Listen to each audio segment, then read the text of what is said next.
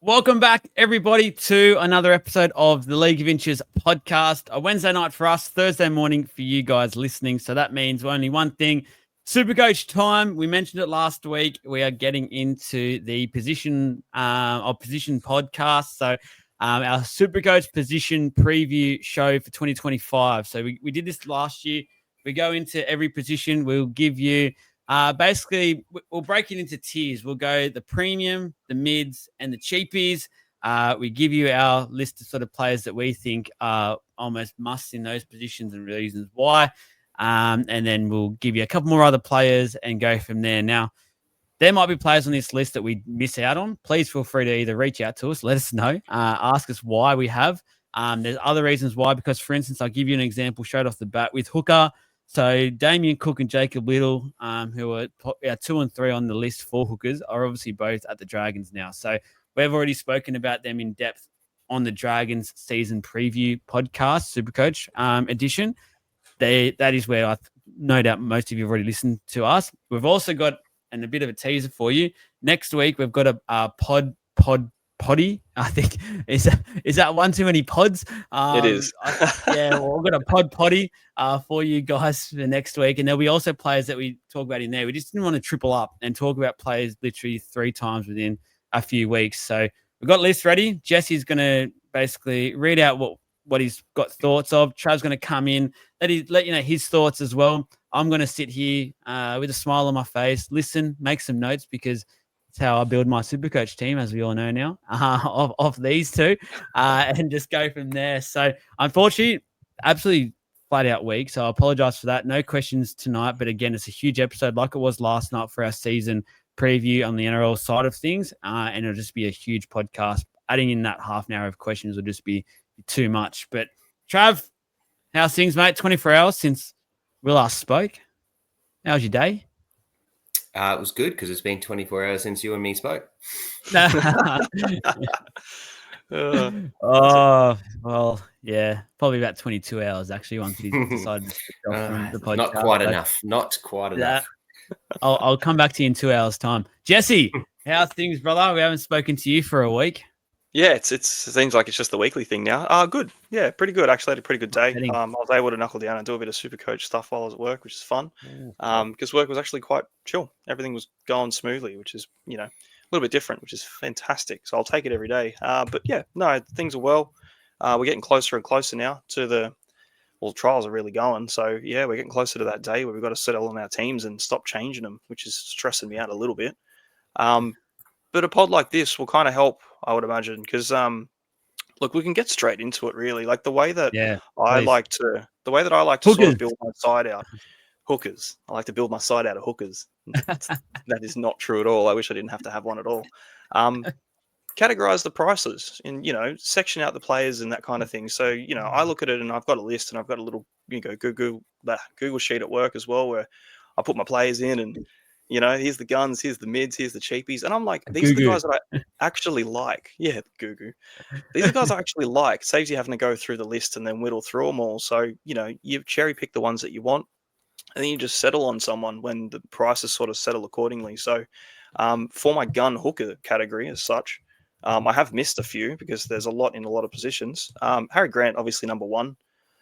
He's the best. He's the best hooker there is. Obviously, you always spend up for Harry Grant. You do have to do it every single year to start. It's a fair play, to be honest with you. It's kind of a lock-in, set and forget. You don't have to touch hooker again. You'll need a backup around Origin, but outside of that, I don't really have much of a quarrel with anyone. And the buy in round 2 is always a bit of a pain. But just have a second one. You've got Sand and Smith. You're fine. You can still start with a Grant. And then there's your pair for the season.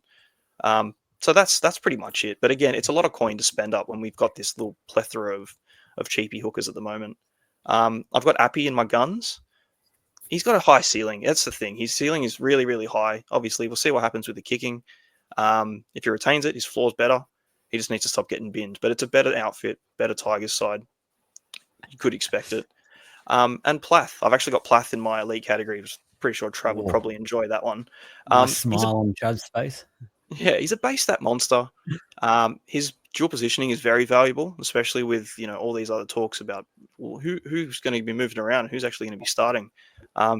having that duel in the hooker, especially with Sand and Smith, with a potential half, with Duffy, there's so much to move around. I think he's very valuable to have in that position, same as Watson. But if there's anyone that you wanted to mention in that top category, I suppose it's probably a good time before we move into the mids. In terms of like a top category, they're probably the good one, like the elite ones that are going to be there at the end of the year as your top three. I think that was an easy one to pick. I think in terms of most points scored, I think Plath is one of my predictions for the number one most points scored. He won't lead the category for average. Harry Grant, I think, is a shoe-in for that. But obviously Harry Grant will miss games for Origin and be rested every now and then, maybe once or twice throughout the year. And as everyone sort of starting to predict, the Storm, a minor premiership favourites. And so the earlier that they get that, or the chew-in for that, we think Grant might be a bit of a rest-up option. So that's something to consider. That's a very long way down the track. But to start off with, I don't think there's anything wrong with starting with Harry Grant. The issue is that you've got that 691K. I really, really like Max Plath. But my favourite option, if you don't go the word I'm looking for, the rookie, the cheapy options like your Mamazelis, like your Moser, although I hear today Moses, I just got an announcement about an hour ago that Moses injured and is going to miss at least the first week or two. So that's shoulder surgery. Yeah. So that's Moses actually I've had to take him out of my team because I got sold on him and thought, man, I have him. So I've got to take him out. Which has removed a few options. But if you don't go like that, there's the talk of Owen Paddy. I know that there's Beryl there. So if you don't go that sort of rookie option, my actual favorite option to start off with the hooker is Blake Brayley. And at 5.19, averaged 23 last year. He's currently 3% owned, which is a really good pod. I just think he's a shoe-in for a really good year. He'll move from 11th easily, I reckon, this year with what's around him. And, currently I don't have him. I've spoken very highly about doing it, but I think the best option for me, if you're going to go sort of a gun into a cheapie, Blake Brayley's my favourite. He's pretty much featured right in the middle of my middies list, to be honest with you.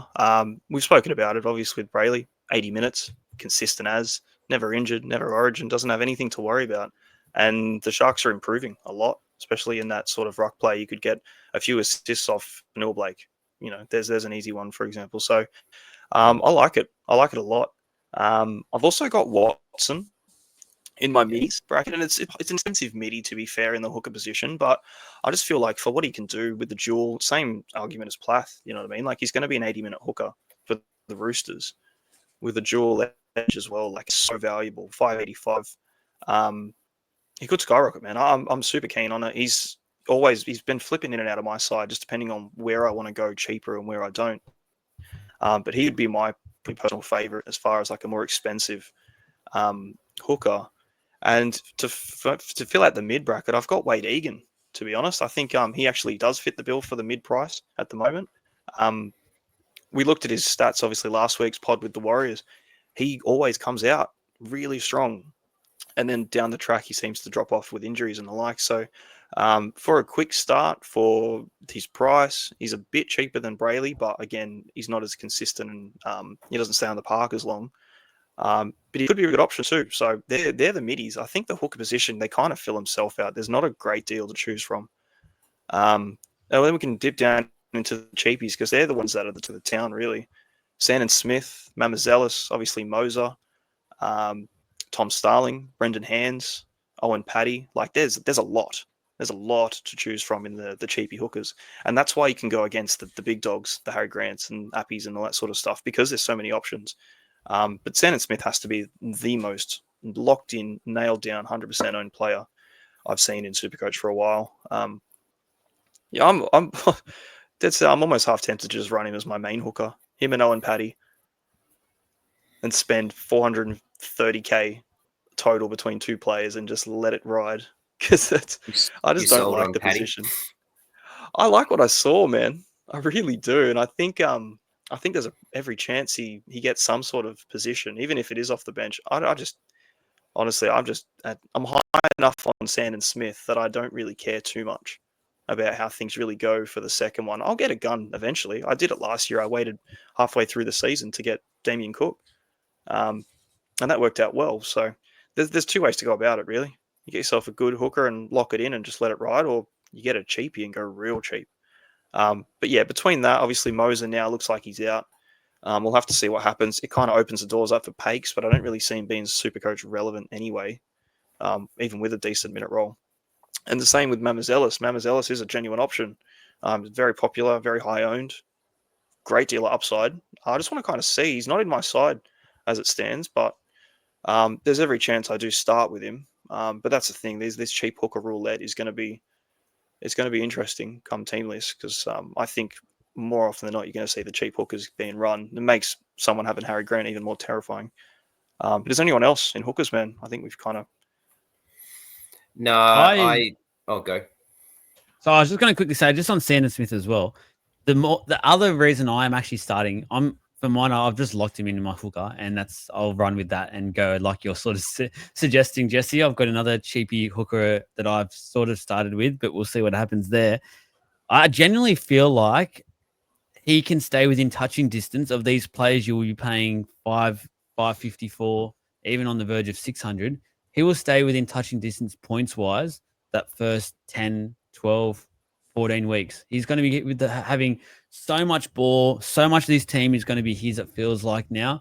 Got the goal kicking as well, by all reports. I just think he's going to scream that average of 50, 55, hopefully, even more. And I just think that's enough to get him up there. And then, as you said, Jesse, if we get to that around Origin time and there's someone else looking really good, one of the Dragons boys, maybe there's an injury there and we can jump onto one of them for the back end, things like that.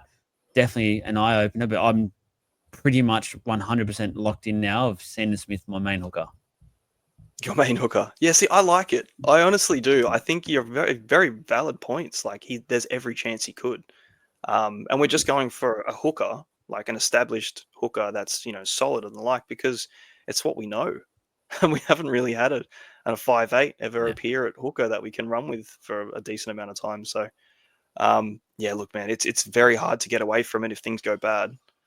If you've got Smith and Paddy and that's it, man, you're going to have to dismantle something. But you know what, man, I don't mind it. For 3 fullbacks, it could be worth it. That's all. I'm really struggling with that notion of 2 rookie or cheap hookers. So at the moment, I've got Watson. So I'm Watson and Smith, and I'm pretty comfortable with that. But I think Watson could be any one of 7 more K. It's Reece Robson for 20 or 30 more K. It's Max Plath.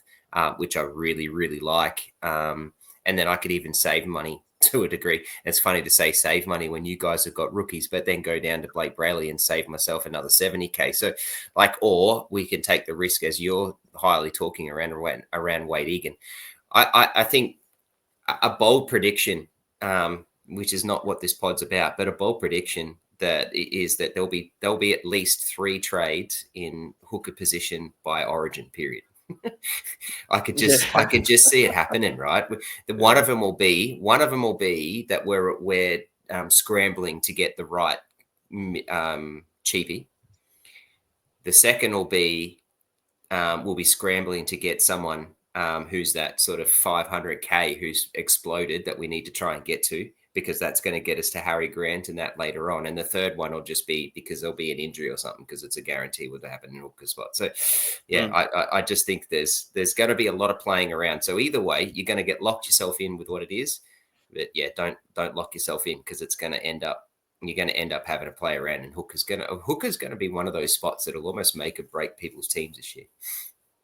I just don't see it having enough upside to do that, but I think you burn trades. That's trades, what I meant. That's where you're going to fall behind. And that's what I'm meaning. Yeah. It's such a low upside, and if you really pump through those trades trying to chase 15, 20 points, like you're gonna run out too early, and it's not worth it. That's the reason why I keep leaning towards Watson. I just really like that pick, but Hooker's a bit of a headache, to say the least. It's not as bad as some positions, but it's just not worth it with the low upside, I'd say. Front row forwards. The guns kind of pick the big dogs. They kind of pick himself, really, don't they? Payne Haas, the best of the best, in my opinion, still, even with Fanua Blake just dominating with all his try scoring. Haas doesn't need him. He doesn't really score tries. He just has immense amount of base and big minutes and all the stuff. So I really like it. I think you get him at a bit of a discount, to be fair. I think he averages more than what he's currently priced at. Again, I'm not going to spend that much money in a front row to start. Probably not. I've got my front rowers locked in, and we've all pretty well done it. Terrell May is in my premium bracket. I think that's kind of, in any other year, you'd be looking at Terrell May's price thinking, God, that's absurd money to spend up to start at a front row. But he's genuinely got 10, 15 points, maybe upside between him. And I think, I think you need to have him. Honestly, there's no world that I don't start with Terrell May as a gun option. So you got him, and obviously, the leader of the front row pack for the last 2 years in general, Fanua Blake. I'd still have him up in that elite category. I don't think him moving to the Sharks drops him drastically enough to not consider him. But I'd be more so just wanting to watch, just speculating. He's obviously spoken himself about getting less minutes. If he's going to get less minutes, so the try is going to come as often, you have to expect the dip, because he doesn't have the half space. He doesn't have that kind of underlying base stat where you can go, he's still going to get me a 65, even without those sort of tries. Like, he'd probably get you 40, 50, but the tries are what sets him into that 70 plus. So, 3 guns, 3 elite guns, but again, it's front row forward. So you sort of chase the upside. Anyone else, Trav, Joel, between the front rowers in the top dogs? Yeah, Tarpany. Yeah, I thought you were going to touch on him. Yeah. It's very hard to leave him out. It is. It's very hard. And I think there's major improvement in him again this year too. And I think they're going to rely on him so much more, which is funny to say, because they relied on him a lot last year, but also had the dudes around them like Rapiner and Whitehead to kind of steer the ship when needed. I think Tarpany is going to be the one that's going to have to steer the ship. He's going to have those big runs. He's going to take that second hit up and just shore up the line and set things up, and then get himself ready for that sort of 4th, 5th play on goal line or near the goal line to get some tackle breaks, tries, that sort of stuff. So I just think Tarpany is in line for a monster year, and I think he's definitely a premium. I actually think Tarpany will be the second highest scoring front row forward this at the end of the year. I think it'll be the Kiwis that'll lead the pack in that. It'll be AFB and Tarpany, and I think that's probably where I'm going to end up being. Terrell May, I love the shout out, and the reason why I like the shout out, like what you're saying, is because he's cheap. It's and it's funny to say cheap, but at $5.97 for a front row forward that I think is going to do what he's going to do, that's cheap. So, I like that shout out. Terrell May's in my team. He's in 47% of teams. So, that'll grow. That'll be way more than that I would say, because at the moment, Fanua Blake's at 13%, Payne Haas is at 15%. And I actually think, I don't think Terrell May will score as much as them, but I think he'll be close. So that price difference is going to change. So I think people will change that soon. But to fix that, I'm definitely very high on Tarpany. And the only other one I want to talk about that I think, due to a retirement that makes him a premium is Mitch Barnett. There's heaps of chatter around him and his improvement and what's going to happen with him. He averaged 67.5 last year in 23 matches. He played Origin last year too. There's definite improvement in him. How much, I'm not sure, but there will definitely be improvement in him. But he's definitely a premium. At the moment, he's only 1 point less than Payne Haas on average, played 9 more games. He's 5 points less than Fanua Blake from average of last year. So they're 2 definite premiums. It's an interesting conversation, and I'll touch on just quickly of what you were saying is we don't want to pay up in the front row forwards because there's no upside. I think those guys are showing there is some bloody upside. Big time. And our perception of what we need to do in the front row forward is starting to change, I think. Yeah. And Yeah. Barnett, just on Barnett, he's been given the co-captaincy as well from the Warriors. So whether people buy into that or not, that could elevate him to just go to that extra level, which is kind of scary in a way because he was huge last year. So I've continued to be tempted on Barnett. I have him in and out of my team all the time. It's either him or Yo, I feel like at the moment. Obviously going down from Yo is freeing up money. But I also love the starting with Yo and just getting that set points every week. Even though I just think Barnett's getting onto that level where it's going to be a set 65 or something from him at least, like a minimum each week, which is great as well in that position. So, yeah, we're basically getting what you're paying for him, and you're getting a jewel out of it at the same time. So, and then potentially more. So, yeah, I think we have like the thought has shifted big time, and I kind of said at the beginning of last season too. Like I really did like in 2023 when I did so well, I really put a lot of money into my starting front rowers. I started with Payne Haas. I think I started with Christian Welsh as well, and he's retired obviously today, so it's a bit of a shame there. But and it just shout out. shout out Christian Welsh. It alleviates so much of a headache of having to try and work out an upgrade down the line because you spend an extra 150k, 200k, but the difference is a player that can score you 80 to 90 points to a guy that's going to plod to a 40. And that's massive on your overall scores for the difference of coin. But again, it's just how often does it happen? And, you kind of chase the flashy big ton center wings. So, I think it's probably one of the first years in a while that we're going to see people, well, almost half of all super coaches spending at 600k on a front rower. So I don't think that'll change going forward either. I kind of think this is almost set in. For the middies, the three that I've chosen are three that are in my side. They're in a lot of people's side, actually. Tino. I've put Tino in the mids. He's 50k cheaper than Terrell May. It's Tino Fasuamalawi. He's a friggin' animal. We got him at a discount. Look, I've highlighted the fact that he's coming back from an ACL. He's also, got a round one bye. There's so many things that you could be like, oh, red flag. There is no red flags with Tino. I'm locked him in. He's a gun. There's not really much to speak on him. He's pretty still heavily owned, 35%. Just do it. There's 35% of people benching him for round one, and I'm one of them. For the second player in the middies bracket, Corey Horsburgh, I think he's a fantastic plug for the Tino play for round one. I think it just almost fits perfectly hand in hand. And then going forward too, we spoke last week in the Raiders preview. Horsburgh's huge, man. Like that amount of money that he's been discounted, even just from last year's scores that he played, heavily undervalued, dual position, gun pickup. You can just run with him. You can use him as your second front row option and keep that as a locked in player. He will be my third in round two if I don't pull him into my second row. But he's a freaking animal, man. At that price, I think everyone should have him as well. And Nafahu White, pretty much for all the same reasons I've just said about Horsburgh. Very similar price points, dual position. I'm expecting him to start for the Roosters. I've still got to, see what happens with their team list come through. But even still, if he doesn't start, I still think he has a pretty solid minute roll off the bench. And again, it's that position where you can kind of just get away with a 40 if you really need it. And for his price, that's unders. So really, really valuable mid-bracket for your front row forwards if you just wanted to stick with those guys and avoid the top bracket as such, because I've got Terrell May in there. That's pretty much picked out all my four just alone. So anyone I've missed in the middies that kind of snuck in, because we're all been like tunnel visioned into Terrell May, Tino, and a couple of the others. There's not many to really humour outside of them.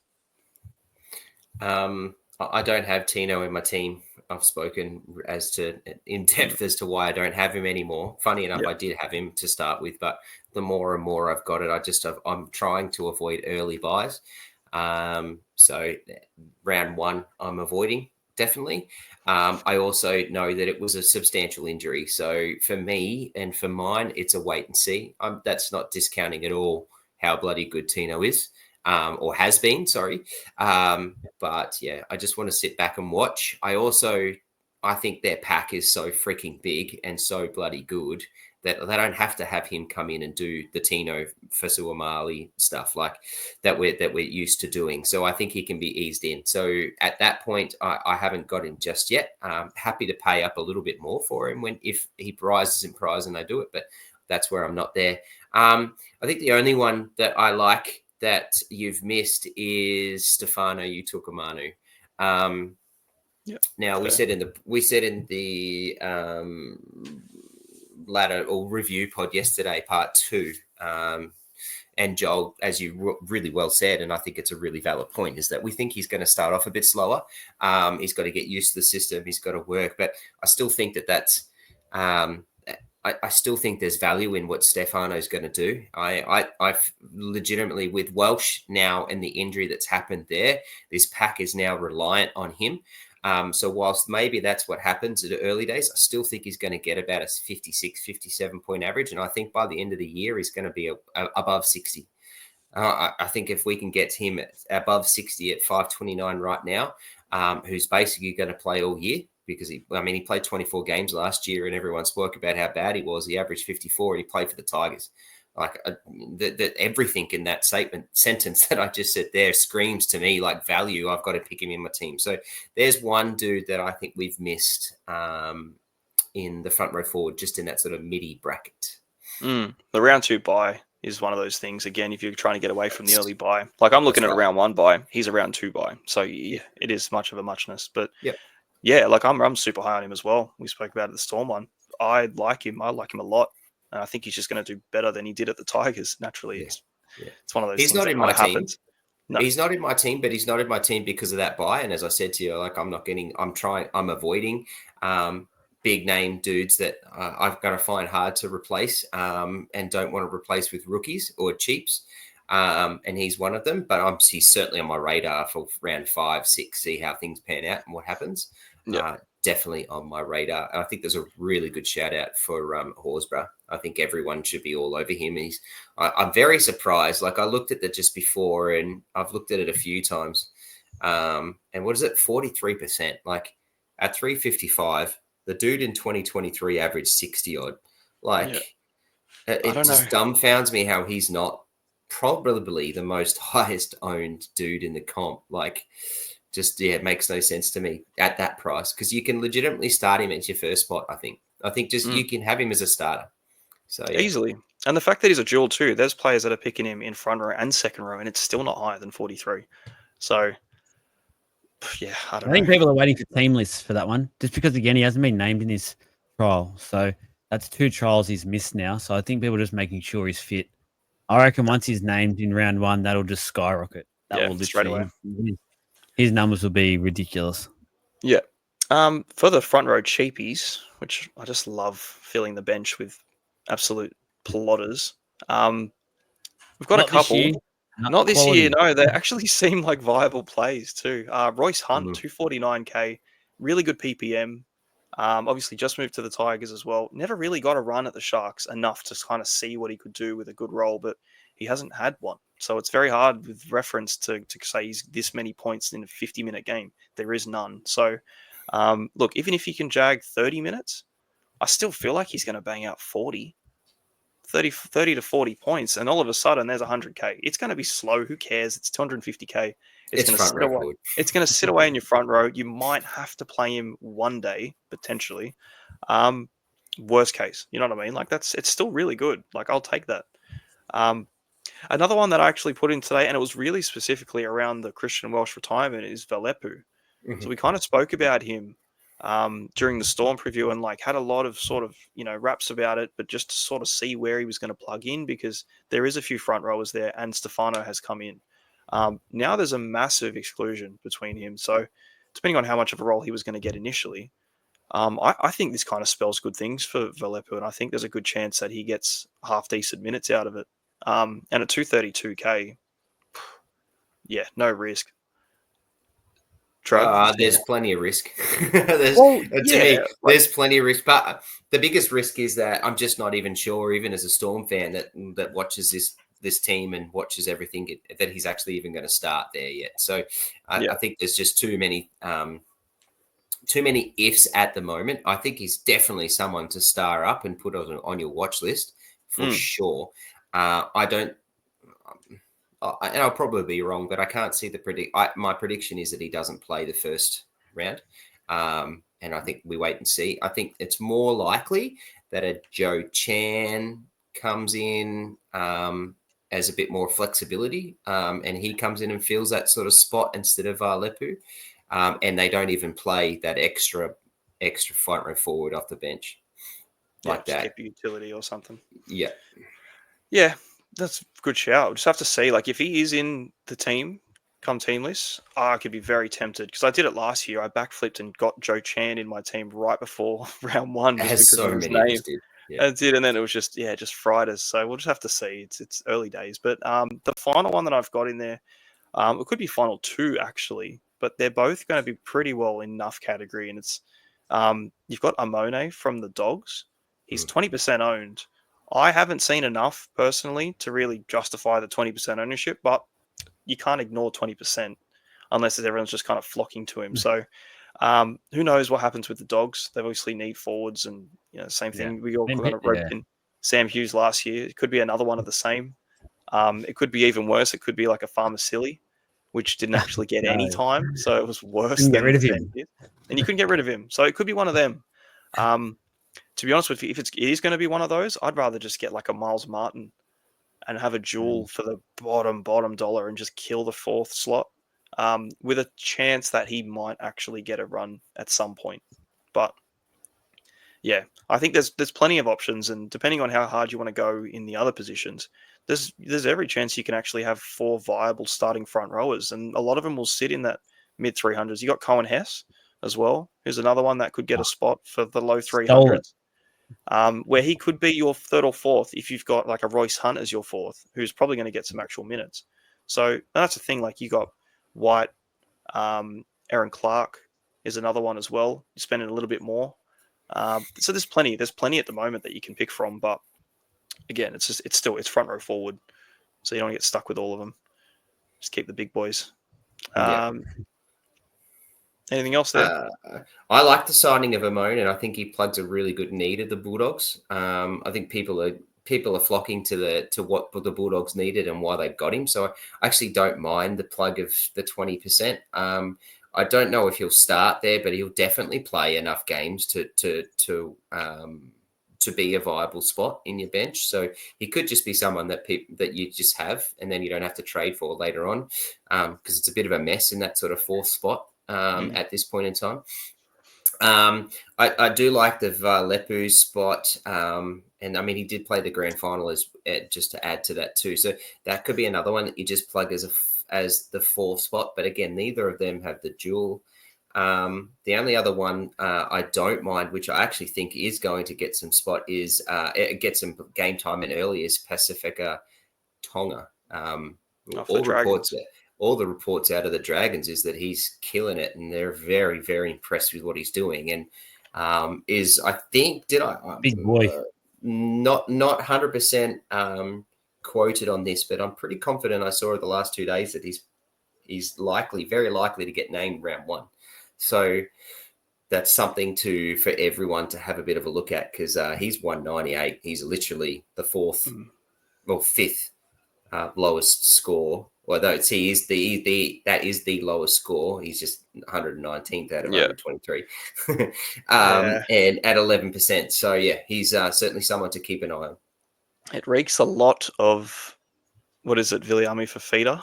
Any of them spots, though, like any of those dudes reek like that, like what you were saying before. But yeah. Well, that's it. You got to have one. You have to have one, just as a token little staple to plug away as a brick slot. I think I just want to go over a little bit more about Cohen Hess, because lately he's really tempted me. And after seeing the team list for the trial, he's been named captain, prop. Don't forget Tamalolo's out, I think, for the start of the year for a number of weeks as well, which I think we're talking about Tino and the fact that the Titans will be able to sort of ease him back. I don't think the Cowboys will be able to do that with Cohen Hess. They'll actually need him to play probably 2 quality stints from the get-go, with the way this side's looking. So I'm really tempted on Cohen Hess. I'm thinking more so I might be in the position we're probably going to talk about next to RF, because I don't think I'm going to have room to put him in the front row forwards. But I think there's a legit possibility we can get Cohen Hess and he can make us about 200K. I can see those sorts of numbers coming through for him. And is that dual, which is going to be handy at some point, no doubt this year. They always come in handy. You can never have too many duels. And I just think, as provided he looks good in these 2 trials for the Cowboys. He looks fit. He looks like he's good. He's not holding back. I definitely think I'll be putting him in my team come round 1. Yeah. Yeah, I'm sort of in the same boat. He would go into my 2RF. I don't think I've got the room in the front rows at the moment. Just naturally, with a couple short anyway in the first place. But yeah, it's the dual factor that really sets him off over the other boys too. And you talk about the Cows and their needs. Like if you start looking into when are they finally going to use Thomas McHaley properly, he's even cheaper than Hess, and he's Every good year. too. Every year, Yeah, same story for him. I know. It's just there's a lot, man. So it's going to be a big team list watch, but there is plenty. There's plenty of options. So it's always fun.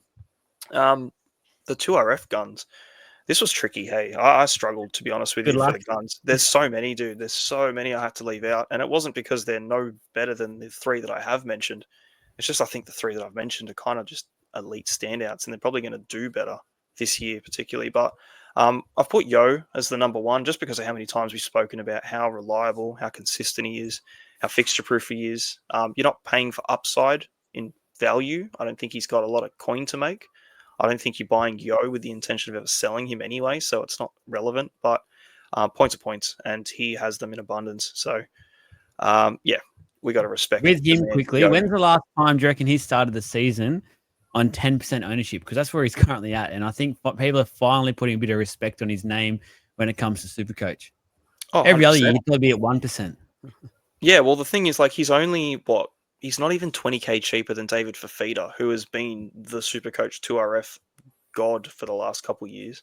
And Fafita's 2% owned. And I don't know if that's got anything to do with his round 1 buy or an injury cloud or whatever it is, but I've actually got Fafita in my elite bracket as well. And look, I did the same with Tino, even with the round 1 buy. And I think actually down the line, I do have another elite that has a round 1 buy. So I'm sort of not really factoring it in, but Fafita is a freak. He's kind of he's like the 2RF unicorn point. Yeah, it's just nuts. I've watched him so many times and I thought there's no way this guy's on 80. No, he's on 90. So it just doesn't make sense. I'm a big fan. I think I will try and get him at some point early this year. I really like doing it each time. And if you can get him as an early pod too, it's so terrifying not to have him. But yeah, he's that 2RF that can really get you the hundreds or the 90s, 80s, 90s, back to back to back. Yeah, so he's second on my elite gun category. And Katoa, obviously, we're all huge on Eli Katoa. I was really high on him early last year, and man, I loved it. I loved having him in my side every single week. I didn't miss a week for him. So it's the round 2 buy that does hurt, but again, Fafita has a round 1 buy. They're very early buys, and I kind of like that in a way, just to get him out of the way. But sort of gives you that allowance to wait for the price rise and get him in the round 4 or something after that, if you really wanted to, at the same price, if you kind of see how the team performs. So, yeah, I think they're both players as well that have those 2 particularly have more upside on their price than maybe Yo does. Yo will probably fluctuate 50 odd K up and down, but I really think Fafita and Katoa can have those 120, 130 games that can really shoot their price up quite rapidly.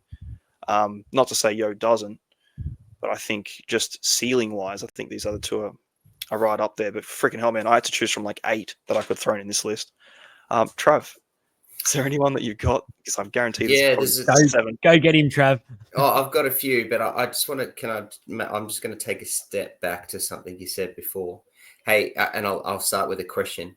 Sure. I love to start with a question. David Fafita in 2024, rate his year. Was it one word? Is it good, bad, mediocre? I could say average. Mediocre. Average. Mediocre. Yeah, average. And he averaged 76.5. You just took my freaking point, man. Shut up. That's why he's on my list. Exactly. Right. Sorry. So we're talking around how bloody mediocre he was, and he averaged 76.5. You put Yo as your number 1. He averaged 2 points less than him in only 2 games. I wouldn't say 1, 2, 3 in a power rank order. They're my 3 that I have in the category. Oh, but you definitely know that you've definitely got Yo as your number 1, and as most of us do. He was the first I wrote down. It's freaking Isaiah Yo, but yeah. It just dumbfounds me to think about that. To think around David Fafita, and the way that he is that we've all got Yo and where he's at. I think that price of what Yo was that price of Yo is good. I think that's at the top of the range for Isaiah Yo.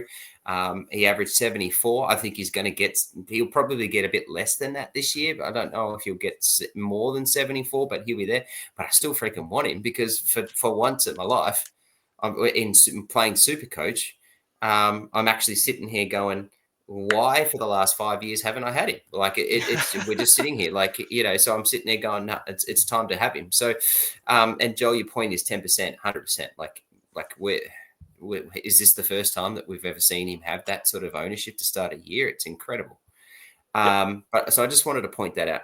I've got two, but you're right. Like there's freaking 12. Like I could go down to like it's 12 terrifying of people, but the top echelon of prices, the one of the ones that I want to go and grab, but I don't have to scroll down too far, is Angus Crichton.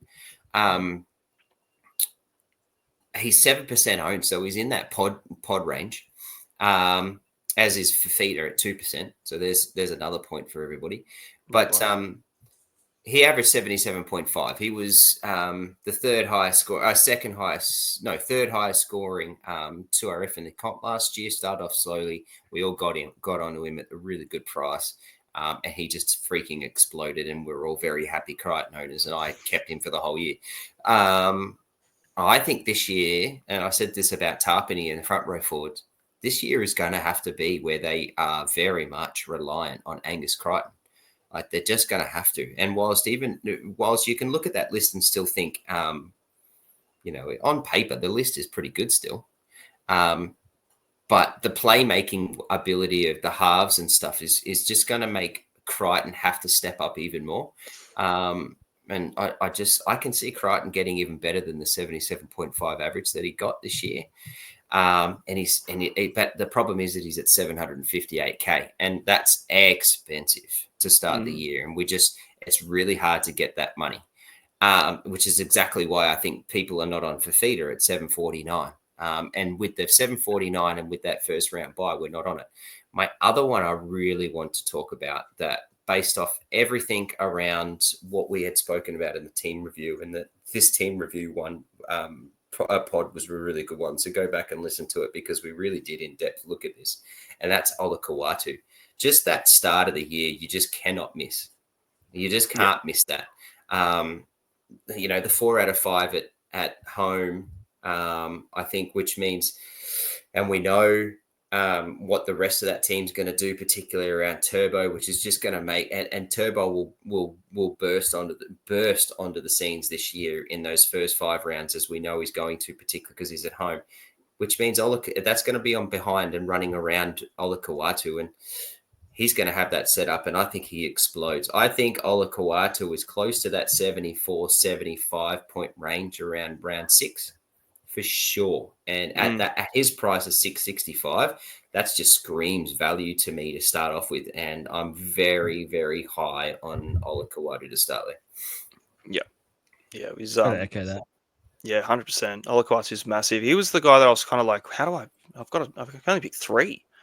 Like, this is too tricky. Look, he's been in my side so many times too. And at the moment, I don't have him in there, only because of the first person that we'll touch on in my mid category. But yeah, look, he's got everything in line to be probably one of the highest point scoring 2RFs by that rare round 6, round 7, because of all the home games and how good they just do at home naturally anyway. So yeah, I love that shout. Hey, he's a gun. And I really hope you're right. Have you got him? Ola Kawatu? No, I don't. But I was going to say, I really like your Crichton point too. I really hope he does just exceed that. I think the Roosters need it. I just don't know. Yeah, I don't know. I hope so. I can feel it. I think he's going to do well. I don't know if it's better than a 77.5. That's massive.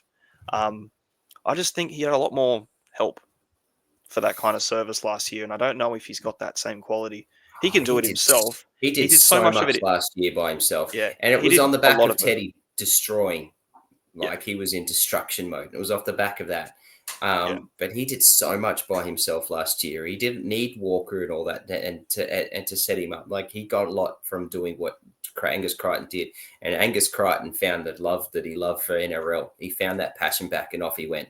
I just think this year he's just going to be a monster. but I just can't have him because I can't have that price. Yeah, well, that's the problem. I just think, he makes his own luck, really, doesn't he? He will barge through six, seven people just because he can, and then there's your points. Yeah, but that was where a lot of his points come from. It's like he does. He's so big and he just barges through, but he's so freaking skillful, right? His hands are just elite. Like he's just got such silky, soft hands. His passing ability is good, and he's not slow. He's freaking agile and quick. Like, so he can run lines, he can break packs, he can break the lines, he can score tries, he can pass, assist, try assist. Like he's just just unreal. And what he showed us last year is just incredible. And I think this year, because of the way that list is, and obviously because they've had to replace so much players with so many people leaving with younger rookies and cheapies and stuff like that, according to Supercoach terms, I think he's just going to have to step up even more, and it's going to be on him. And I really do foresee that he's going to be at least at his score, 77.5, and it will be better, particularly early. Yep. But there's and there's a big reason why, because I know what you're both saying about he's done so much of it himself last year, but look at the players around him. Look at the players that the defense had to look at apart from just him. Whether it was you talk about your Manus, your Suolitis, you talk about his halves, Sam Walker, Luke Keary. None of that's there this year. None of that's there, and it's going to be sole focus on Angus Crichton. Not saying he can't do it because he's a beast for sure, but it's going to be a lot harder. So for me, I'm more watching it to start with. And if I need to, I'll find a way to get him in by around 4, 5, 6 if he's doing what I think. I just think exactly doing the same thing. I just think the halves at the moment are a huge question mark. The lack of quality outside of him is a huge question mark. And I think it ensures that defense can actually target him a bit more and put that extra player onto him, which might be enough to prevent a couple of those tries he was getting last year. Yeah, that first ton, I'm dismantling my side for him. I guarantee it. I'm like, he's back. He's back. He's back, baby. Let's get him. Wait for it in round 1 when he gets himself 3 tries against the Broncos. Oh, God, I can see it. Against Jack Jajeski, whatever his bloody name is. Jajeski. Yeah, there you go. We'll touch on him. But as a shout out, really quickly, any one of Crichton, Fafita, Yo, Katoa, Hudson Young, Nikora, Olakawatu, Barnett, Hopgood, Sewer, Carrigan, Kulamatungi are all premium options. like how you glazed over Nanai. Sorry, Nanai. I'm going over Nanai because I don't think he's a premium option. No, I think Nanai is going to get his 63. He's going to average that. He's going to play 21 matches, and that's okay, but I don't want that. Yep. I'm happy to, what I don't want is I don't want the 150 he gets 1 week and the 30, 40 he gets 3 other weeks. And then that's how it averages out to get him his 60. I don't want that. I don't want that play. I like Nanai, but not in terms of a super coach. That average of 63 doesn't tell the full story. No, bit of illusion. But yeah, we are blessed. There's guns everywhere at that top pack. So take your pick. The mids. This is probably at the dearer end of a mid bracket, I would say, but it's Cameron Murray. He's cleared for round 1. I rushed him back into my side. For what we know what Murray can do, we're talking about these guys that Trav just went through, that list of 12. Man, you put Murray right up in the midst to the top of it. So I think at his price at 610, if he is actually fully fit, cleared for round 1, Jesus, what a discount. I love it. It's a better Bunny side. They got Bennett back. There's all this stuff. There's all this anticipation about how good they're going to be. I really can't see him doing any worse than 60, like a 60 average. And that was injury affected on a down year. He got 62.4. So, he's top of my pack. The second midi, again, quite dear, and I have been quite vocal about this one, is Papali'i, mainly based off his history and how much I really like the guy. Moving from the Tigers, going to the Panthers. You can go and listen to the Panthers pod. I went on from about 5 minutes. The boys told me to wrap it up. Again, the trial was a little bit sour, I guess, in a way, because he scored absolutely freaking nothing. I'm not super worried about it. It's a trial. We'll see what happens. I'm still just as keen for it. I think his upside is massive, just like Murray's is. a little bit lower. Maybe not as high as a Murray. Who knows? Honestly, who knows what happens there? But we've seen him do it. We've seen him do it in the past. These other two will probably go against that one.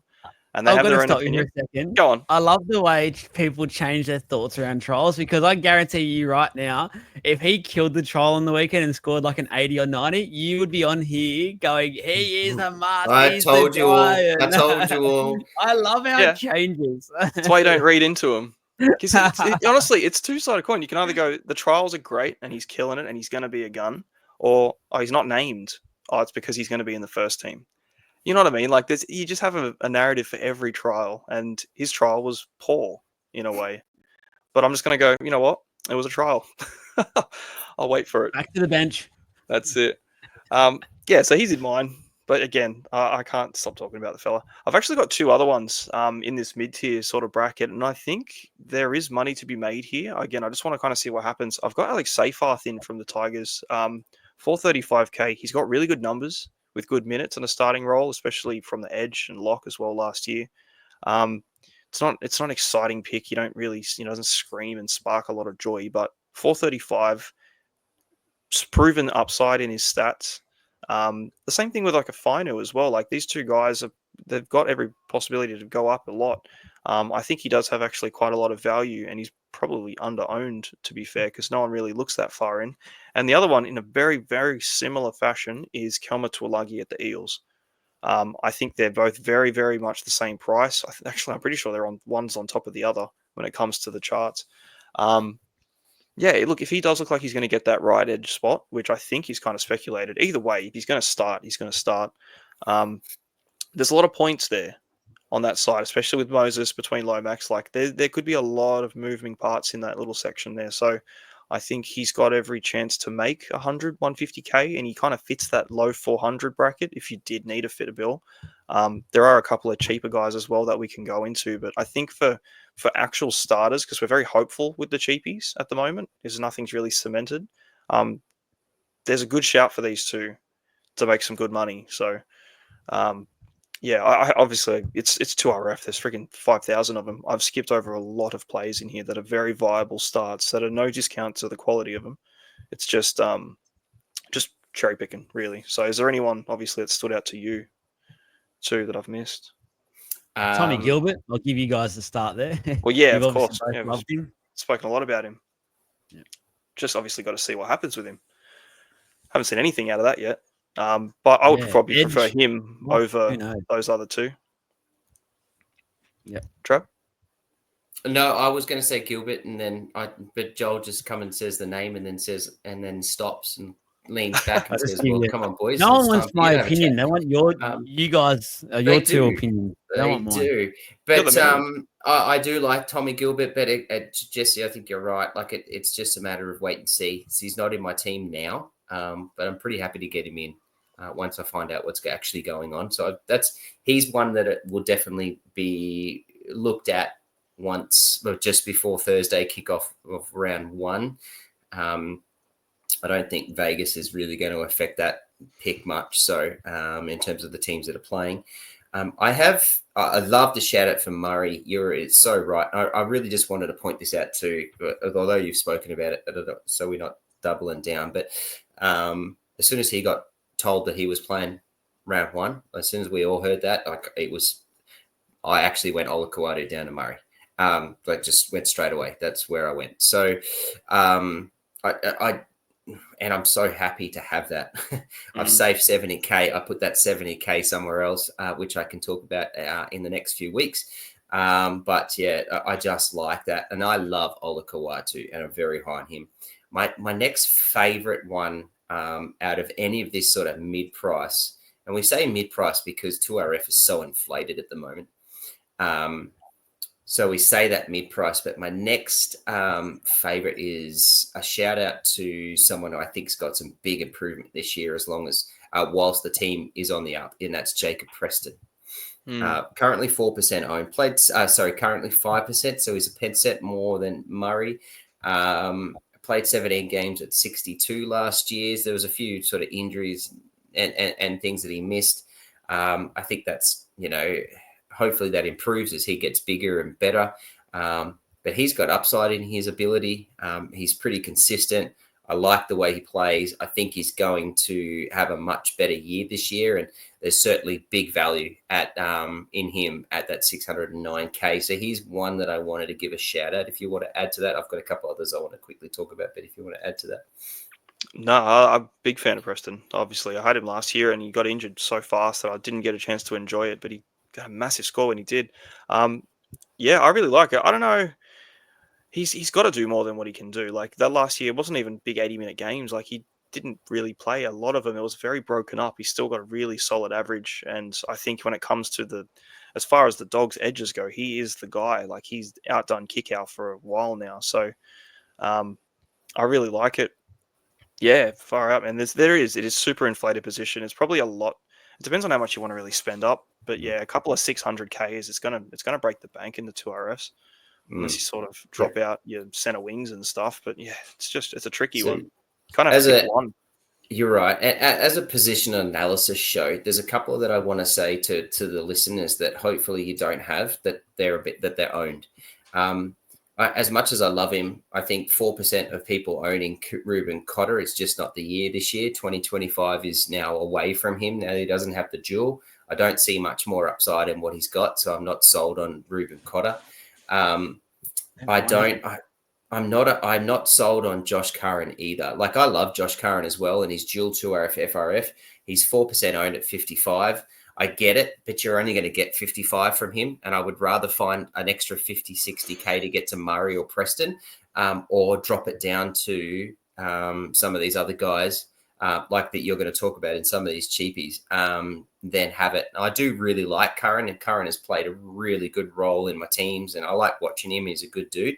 But I just not sure about that. And then the other one I just want to quickly give a couple of thoughts to is just not sold on Kickout just yet. And whilst I think that he needs to have a massive year, 5% of people who own Kickout, I just don't know if that's a really good one. He might come out and go 120, 130, and then you watch him get a 20, 30 for the next 4 or 5 weeks. And it's just not worth it until we can see Kickout bring that sort of Penrith Panthers consistency back. I don't like that one. And the other one, which is really hard against Joel's love affair, but Zach Hosking at 4% too, I think is. I think he's just got. Yeah, well, he's injured too, isn't he? So, yeah, just be very, very mindful of those picks and where you've got him, and whoever it is. I just have to say this. I'm sorry, but I do just have to say this. Who are that 1% that owns Sean Lane? His family. Oh, bro. Don't do it to yourself. Please don't do it to yourself. And I'll give one more shout out. I'm sorry to take another minute here, or not even, but I'll just give one more shout out because I really like it. And I really like this guy. And I think there's huge upside in him. And that's Liero. I just think this year is a really big year for Liero. He's 1% owned. He's a massive pod player. He'll be someone that I'll definitely deep dive next week. But Liero, 512K. Played 23 matches, was on the cusp of Origin last year, averaged 52. I think he's got another 10 points in him this year. I think he's going to improve again. Yep, that's massive. Yep, he's going to be he'll be at 61, 62. That's a hot take for you. He's got so much improvement in him this year, and we're going to ride the back of it at the Storm. And I can't wait to watch him. I'm really high on Liero. I'll have my eyes on him just to see how the hype train. I just want to all aboard the hype train there. I don't know. I don't see it personally, man. I just think he's so good for his 50. I just don't know what you're welcome to not see it. For. I don't have him in my team yet because he's got that bye, and then he plays Penrith. But geez, I reckon he's going to be at 60 average by the end of this year. 2025, he'll be at 60 average minimum. Clip that one, Joel. We're coming back next year. I go back on something you said. I kind of don't mind Ruben Cotter early. When we know attack isn't quite high, if you want someone who's just going to get some plug, again, no Taumalolo, I think he's a guarantee to play 80 minutes at the start of the year, and he'll just get his. I know the duel isn't great, but I also just think you can probably go from him to Tino once Tino kicks off and gets his regular minutes. If we are anticipating he might start a bit earlier, just get some points out of him, get some solid starts. So I don't hate it as such. I don't mind it. I don't love it, but I just think I can understand if people are going. One shout out to go on Trav's pattern here. One shout out I want to do. Liam Martin at 6%. Just don't do it. Please stop touching Penrith's edge back rowers. And that includes Jesse's man. Just don't do it. Spend 3K less and just go to Kelma. Just spend 3K less and go to Kelma Tuolangi. You'll do yourself some favors because Liam Martin's an absolute gun. But unfortunately for Supercoach, it just does not translate. Yeah, it really doesn't, unfortunately. But it seems so low for him when you see his price and you go, freaking hell, that's 436, like for real. And then you see how good he is in real life, and you're thinking, bloody hell, this is easy money. But it just doesn't. It just does not seem to ever translate. I thought you were going to go another way around that Liam Martin thing. I think you're going to give him some praises. I was like, oh, this is interesting. I've actually gone with him before and I got stung by it. So I when I look at that and in literally 2 players below, I see a guy who's 7% and just seems so much more obvious in my opinion. He should be about 12, 13, 14, 15%. Martin should be about 1%. I don't like to play. Don't get stung by it and just basically move on. One player, for some reason, I continue to look at him. I looked at him in front row, and now I'm looking again in 2RF, and I don't know why because I don't even know where he's going to line up when it comes to the Tigers. But Fanua Pole, I just absolutely love as a player. Now, I don't know if he will ever be because I just don't know what his minutes are going to look like this year. I just keep looking at him. I just want to give him a mention. I don't even know why. I like him. I just want to see him get some minutes, maybe in that front row rotation. But again, they've got May, they've got Hunt now. I don't know where he's going to play, but I just wanted to give him a little shout out. That just stop throwing honourable mentions. You should have prefaced that little part by saying, guys, just make sure you fast forward for 30 seconds so we skip Joel's rubbish that he just mentioned. Yeah. Then. Honourable mentions, Ben Travojevic. The trusty Burvo. There you go. But yeah, look, you can go on all day. There's 1,000 of them.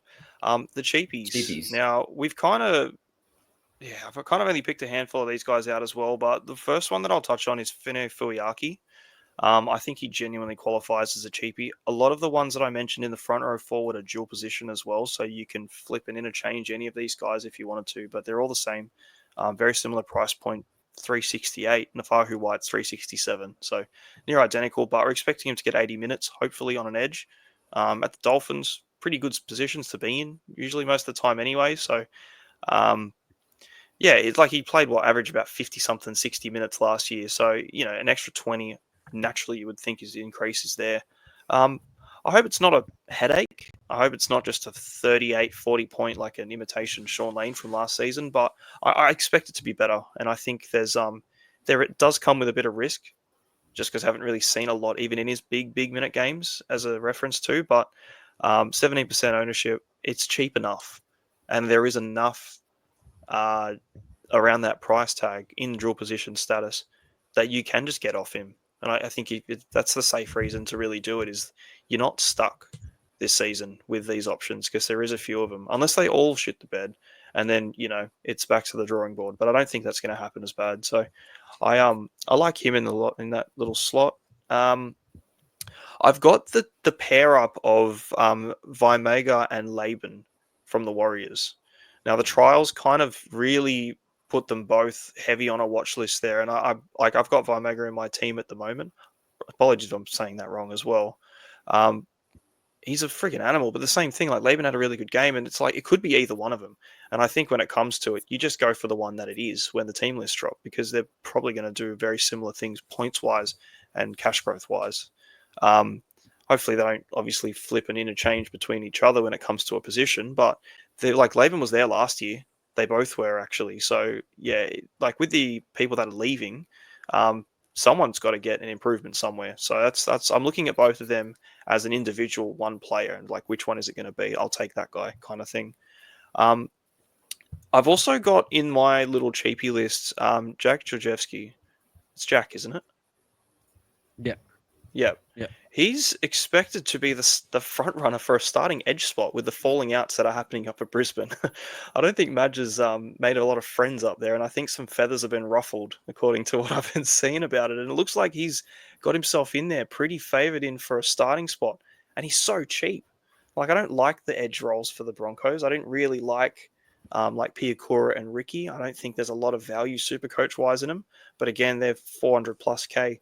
This guy's 236, I think it is. So that's cheap enough. 232. It's cheap enough. Cheap enough for me. If he's going to get a start, I think it's even for a very, very quick stint. The fixtures are good for him. We spoke about that in the Broncos preview. I don't think there's a lot to worry about. But again, it's just if it is his, then I will definitely be putting him in my side. If he's not the guy, he's not coming anywhere near my team. So it's super dependent on team list. Again, obviously, I've excluded a ton of the cheap bottom dollars, the Geimers and the Schusters and all that stuff, because again, we have no idea. But they're all valid points. I'll leave it with you, Trav, if you want to touch on any of these guys. I want to touch on, unless I fell asleep just then. You didn't mention Jack Bird, did you? No, but he's in my center wing. So I can't believe you didn't. Oh, you've got him in center wing. I've got him in 2RF. Fair enough. Yeah, so I've got him in 2RF, 31% starting for the Tigers this year. And it's funny to say starting for the Tigers, but I think he's in for a good year, and I think he's at least going to score his average of 38. I think he's going to get more minutes, he'll average more. I'm pretty keen on Jack Bird, particularly at that price of 379, and 31% of Supercoach are on that as well. But yeah, I've got him at 2RF. There's a few other options at centre week I'd rather, but I like the duel that he's got there, so I'm going to go there. And I think that was it. That was all I wanted to talk about. There's dudes like Kobe Hetherington, but I'm not sold on him at all. He's at 14%. And then with Gacheski that just came, like what you had just said then, I think that just makes it even more interesting for me. I am just not keen on Schuster. People have got him, I think, because he's at 265 and we need someone around that price. So I think he's more like a place getter than anything, but I'm just so not keen on it. I need him to actually show me that he can play still, and I need Bennett to show some trust in him before I do anything around Josh Schuster. There's rumours he's fallen a bit behind as well, apparently. So not great. There you go. And that's terrible news to have before the season starts, when he's gone to the Rabbitohs to try and resurrect his career. And there's no doubting that there's been talent there, but yeah. But yeah, and you just quickly touched on Geimer. I think Geimer's an option, but again, that's a Team List Tuesday. Team List Tuesday pick, so it's a wait and see. So there's no point really talking too much into it. Yeah, they're all just placeholders. I've got one, Jesse. I've got one that we fanboyed over last year, and it's this time of the year where we're going again. Mr. C.Y. Wong, and going off team list this week's team list, he's been named at lock. Now, I want to go back a little bit because there could be a method here to Trent Robinson's madness, where last year we were all seen in reserve grade. He played a lot of prop. Maybe this has been part of the thinking all along, that he obviously killed it the year before in the finals on the edge. He's played a lot of front row last year. Maybe this is the plan. Maybe he's the lock moving forward. And away we go, Mr. C.Y. Wong season at lock.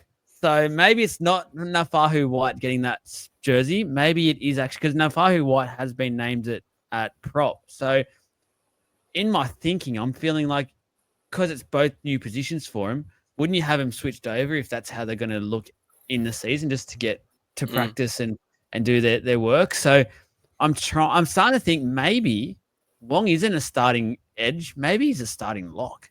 And if that is true, I am straight away in my team. Trade White down to Wong. Thank you very much.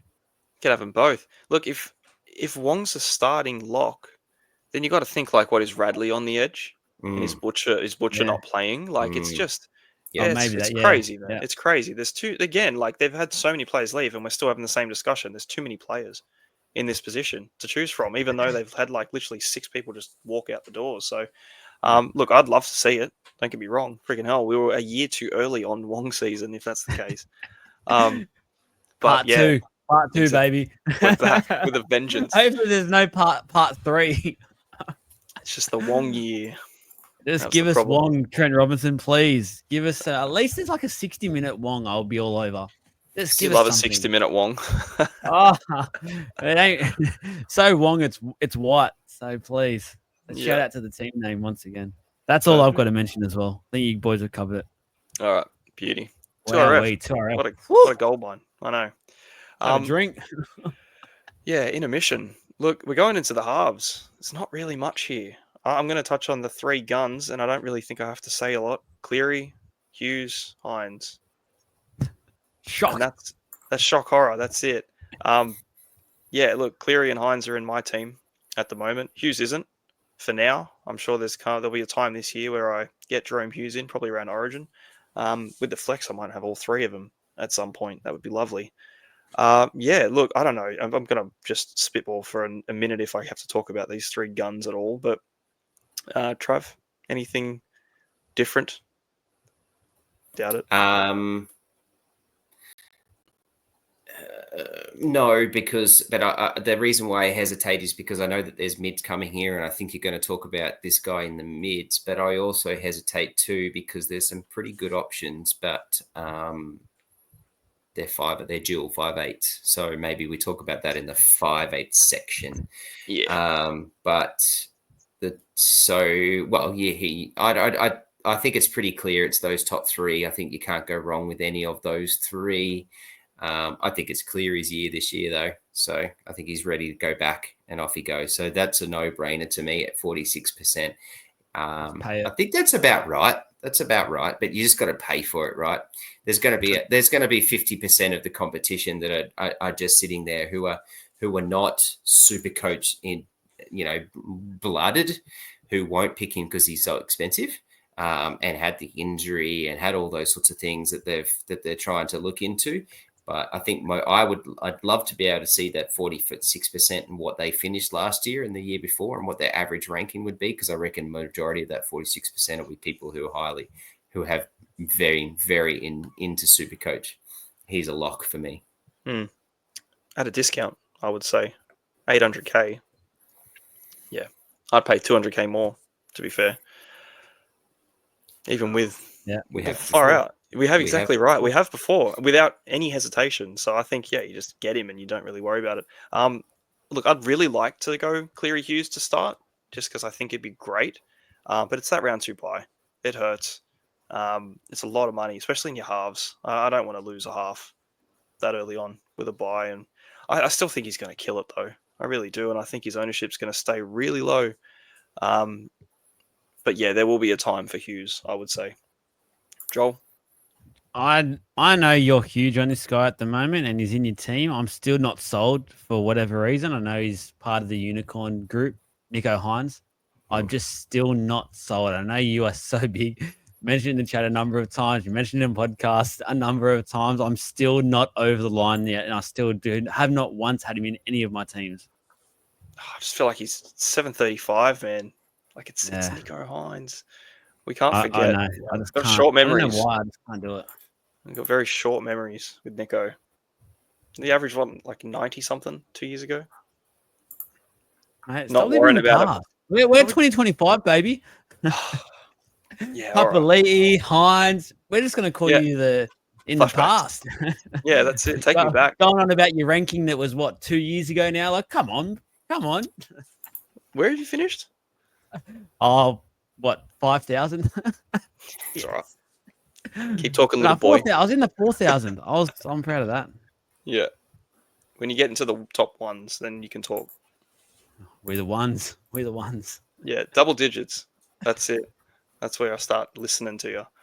Go on. Mention Dylan Brown. Hurry up. Well, I haven't. They're still Brown's a 5'8", so I'm going to leave the 5'8s to their actual position. Mid-range halfbacks. Daly Cherry Evans. I thought you would go there. Yeah, straight off the jump. I really like this one. We've obviously can be broken records and talk about the Manly run. Everyone capitalizes and everyone gets a benefit off that run, and I think Cherry Evans is a great option if you didn't want to spend your second halfback money in the Hines and Hughes territory. Look, 646 for a very consistent 60, 70 average. That'll happen most times with an occasional massive game and occasionally a lower game in the 40s. I don't mind it. And I think you're going to see a lot more high games to start the year than you won't, just because of the fixtures and, the way that Cherry Evans tends to play. But I 3% own, man. It's really low for that. Like I don't know why people aren't seeing the value there, to be honest. I think it's pretty obvious, but it's mind blowing. The second one is your little lover boy, Jamal Fogarty.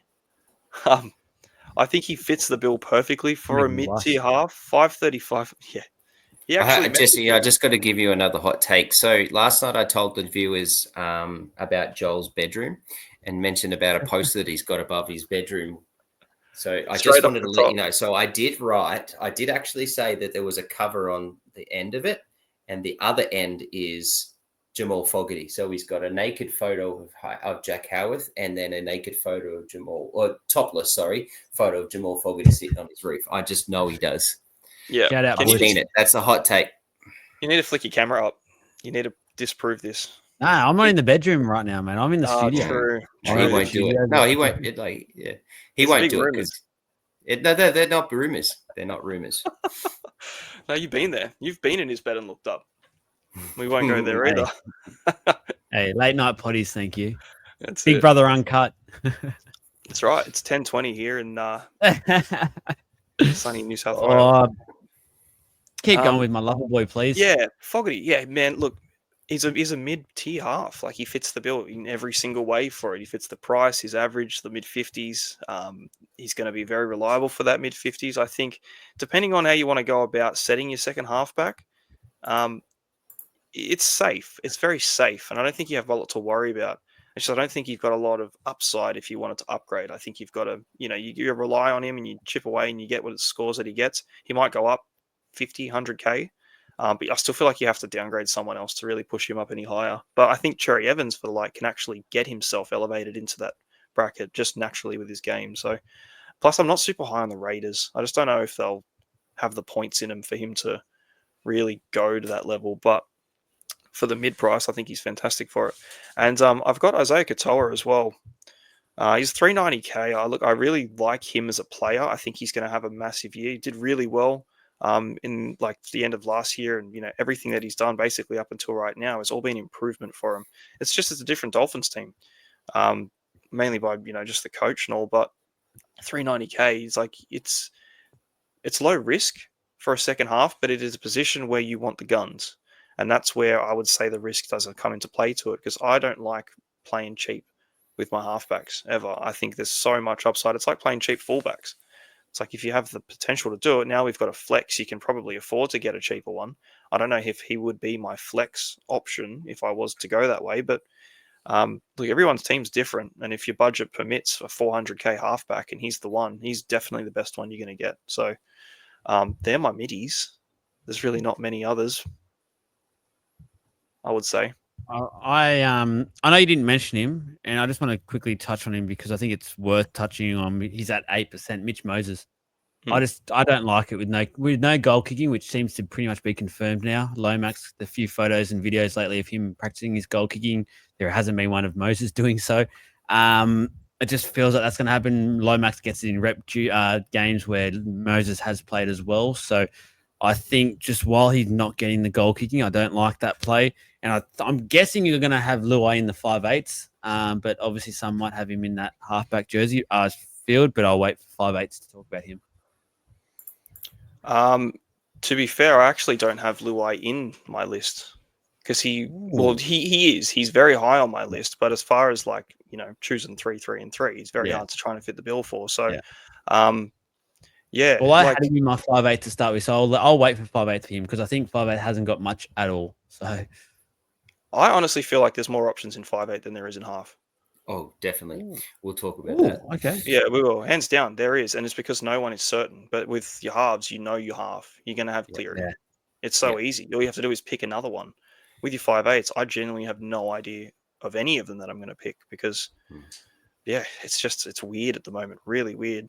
I'm very, very keen on DCE. The issue is that I've got Cleary, and I don't want to put a second half back this year. I think there's some value in a cheaper option for the way my team's set up. But just to put it out there, He's got the Cowboys at 4 points. He goes over to the Warriors. He's got the Raiders at 4 points. He's got the Eels at 4 points. He's got the Storm at 4 points.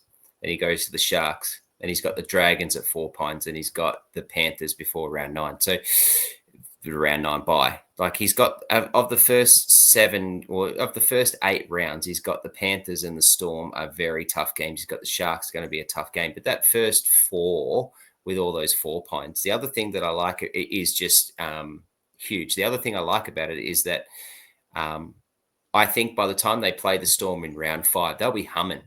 Like the confidence will be there. They'll just be humming. So that's going to be a really danger game for the Storm. We've lost to them plenty of times at 4 points. So I think DC is a really good shout out to play early. And I've seen lots of teams. I've actually had a team where I had DC as my number 1 halfback, and I liked it. I did like that option, and at 150 odd K cheaper. I'll give you the exact maths. 160K cheaper, 165K cheaper. There's so much you can do with that. Is DC going to score the same amount as Cleary? No, Cleary is going to score clearly more.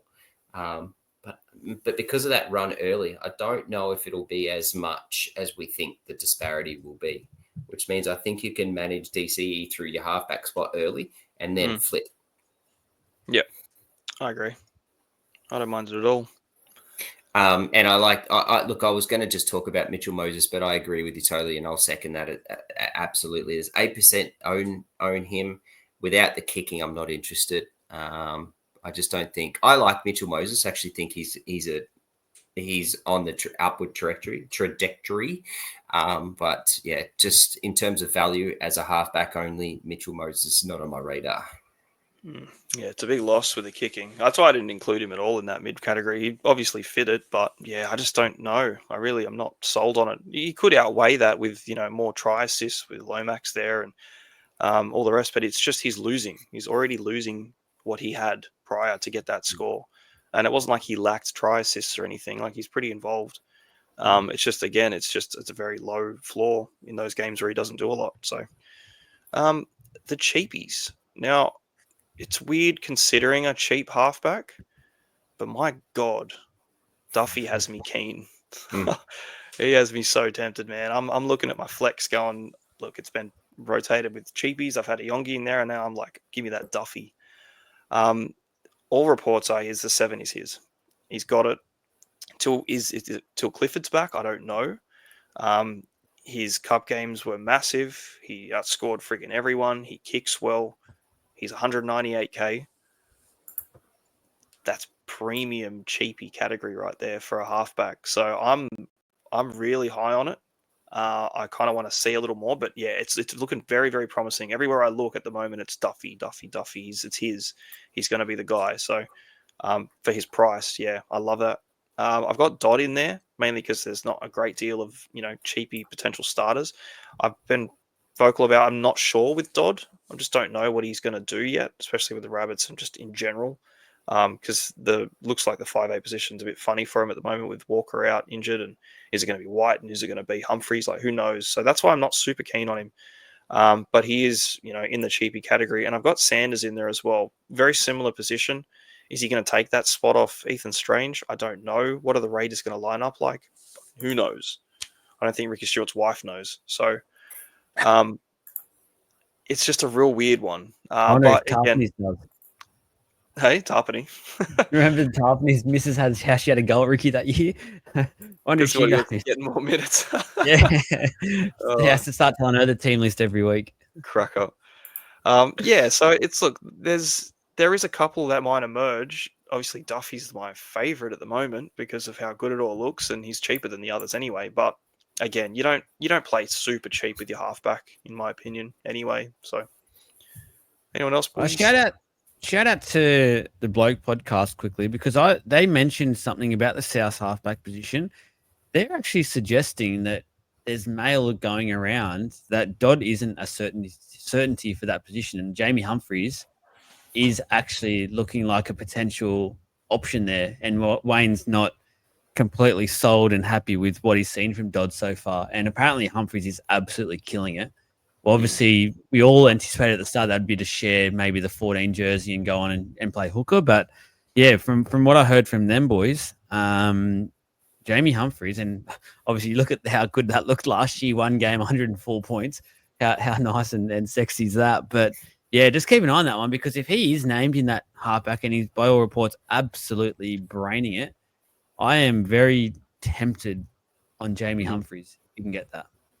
Yeah. I know it's a little bit up from that 198K, like it's an extra 100K. But yeah, I'd like that play.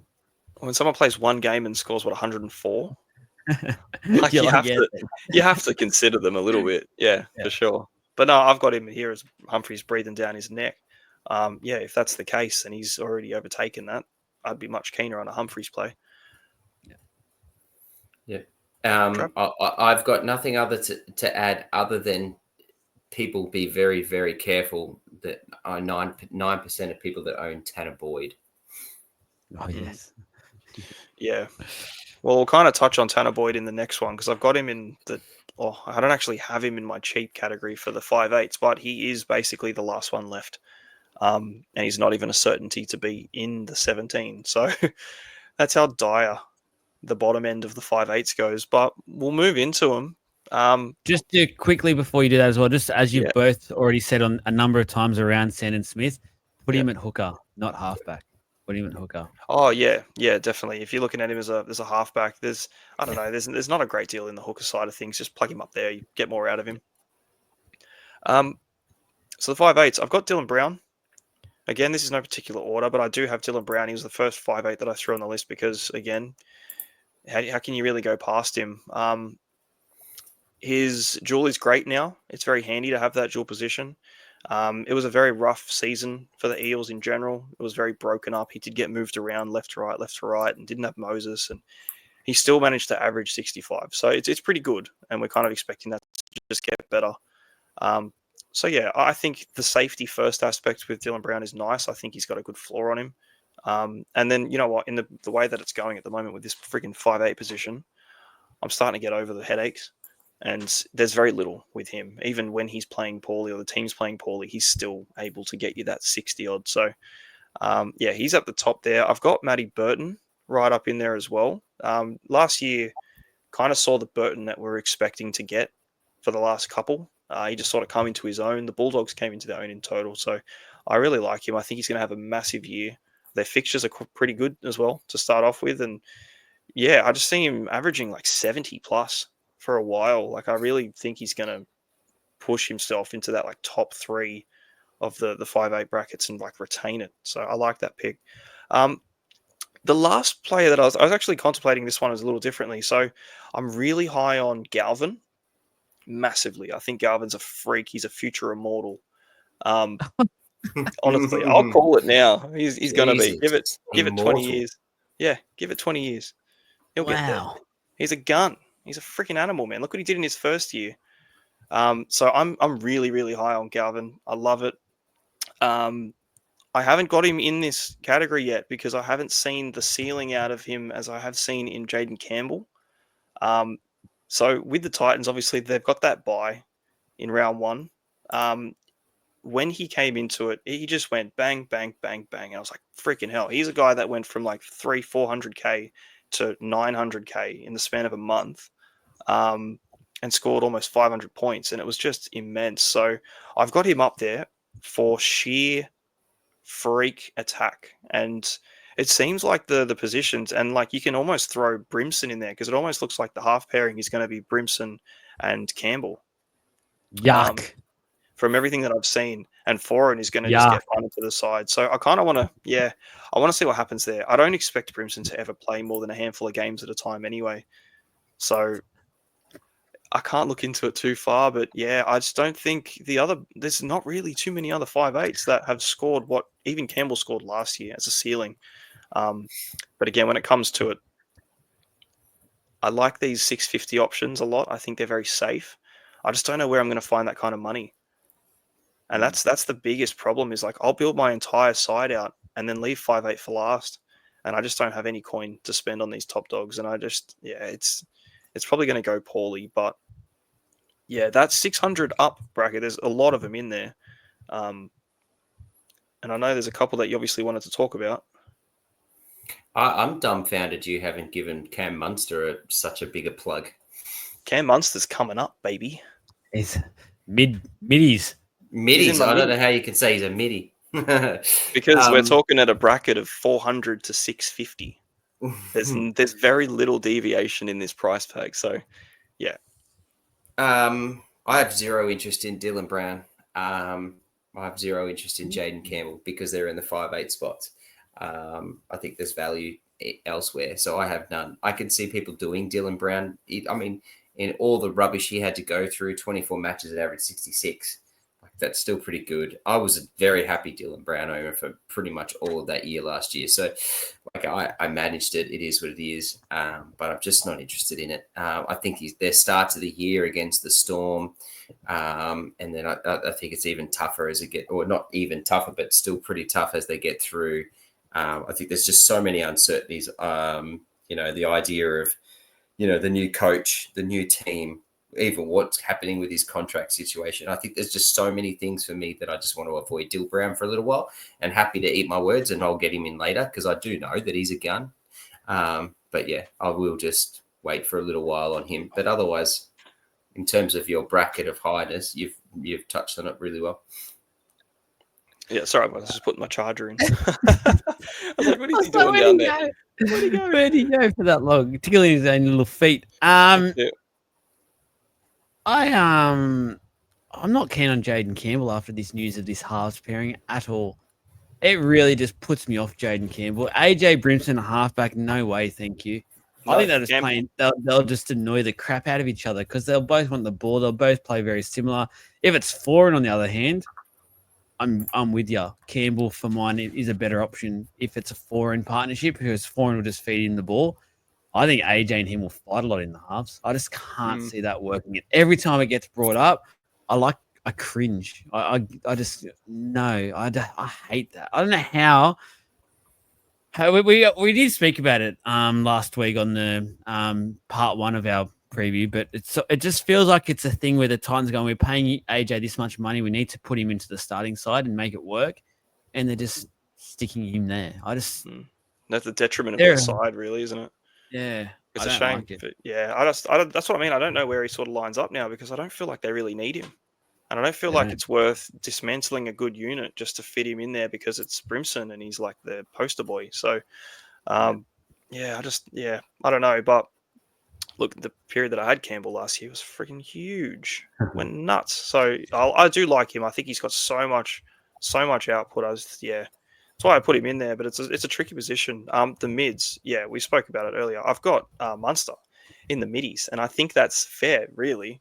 Like you can put him in the top bracket. He is definitely premium. He's as far as they go. He's probably the best 5'8" in the comp.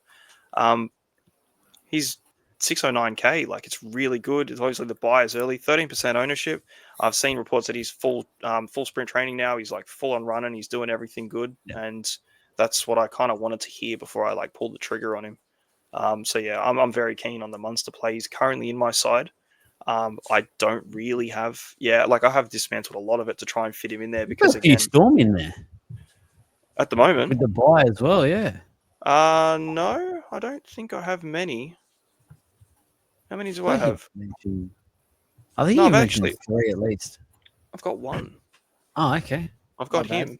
I don't have Katoa anymore. I couldn't, it's the thing. I was just trying not to fit them all in there, but I was keen on him as well. But yeah, he's currently in there, and I've got the next bloke on my list, Metcalf, is my other 5'8".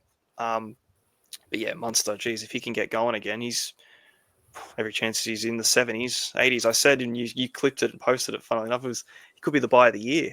And I still feel that. I honestly do. I feel like with the season that the Storm are due to have, so many players benefit off having Munster in their side.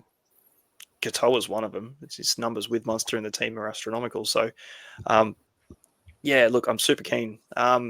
Metcalf, everyone is obviously super keen. He's the highest owned 5'8" at the moment.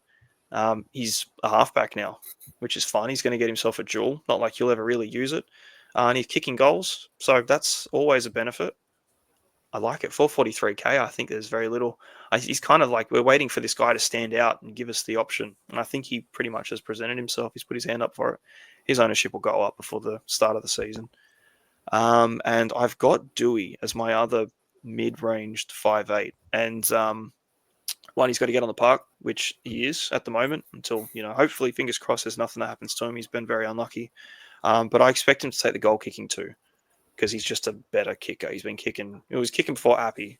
And if it's going to be one of those things where Appy just keeps it, I'm less keen on Dewey. I think he does probably need those kicking points to boost him up. But for his price and what he's done, he's got a bit of a history of being solid option, especially when he's playing between 5'8" and centre anyway. He's pretty reliable. It's just his injury history is a bit of a concern. He's 431k, and he's a dual position centre. So I really like it. I'd play him as a 5'8", obviously. There's a lot more centres than there is viable 5'8" options. But yeah, big time watch for me. And it'll be between, if I do decide to lock in Munster, it'll be probably between Metcalf and Dewey if I have to fill it. But yeah, me and Trav have spoken in the past about just nothing out the second 5'8" slot and just getting someone good and riding him out. I would love to do that with Munster, but again, round 2, I would have no 5'8". So it's a bit of a problem. But yeah, do you spend I got the perfect fix for that? Go on. What is it? I got the perfect fix for that. TD. I'm all ears. TD. TD? Yeah, TD. Am I missing something here? Yeah. Oh, come on. Oh, man. I reckon even the viewers by now know who he's talking about. Sorry, boys, I'm blanking. Wow. Damn. Jesse, boy. Sorry. I've never. Oh, yeah. Well, Jesus. I've never referred to him as TD. I'm thinking, who the hell are you talking about? I'm going through the actions. No, but everyone else can. I feel Thomas such Dearden, a my man. Thomas Dearden. There's your God. fix. 97, averaged 61 on 22 games last year. It's his team. It's the reason why I don't like. It's the reason why I'm not as keen on Duffy as others are, because I just Dearden's named he's going to wear the 6. He's at the 5'8", but Dearden's literally the 6 and the 7 by himself. It's this team is built on Dearden and how they're about to go and what they're about to do. Dearden's going to improve enormously. Dearden is naturally just going to improve anyways.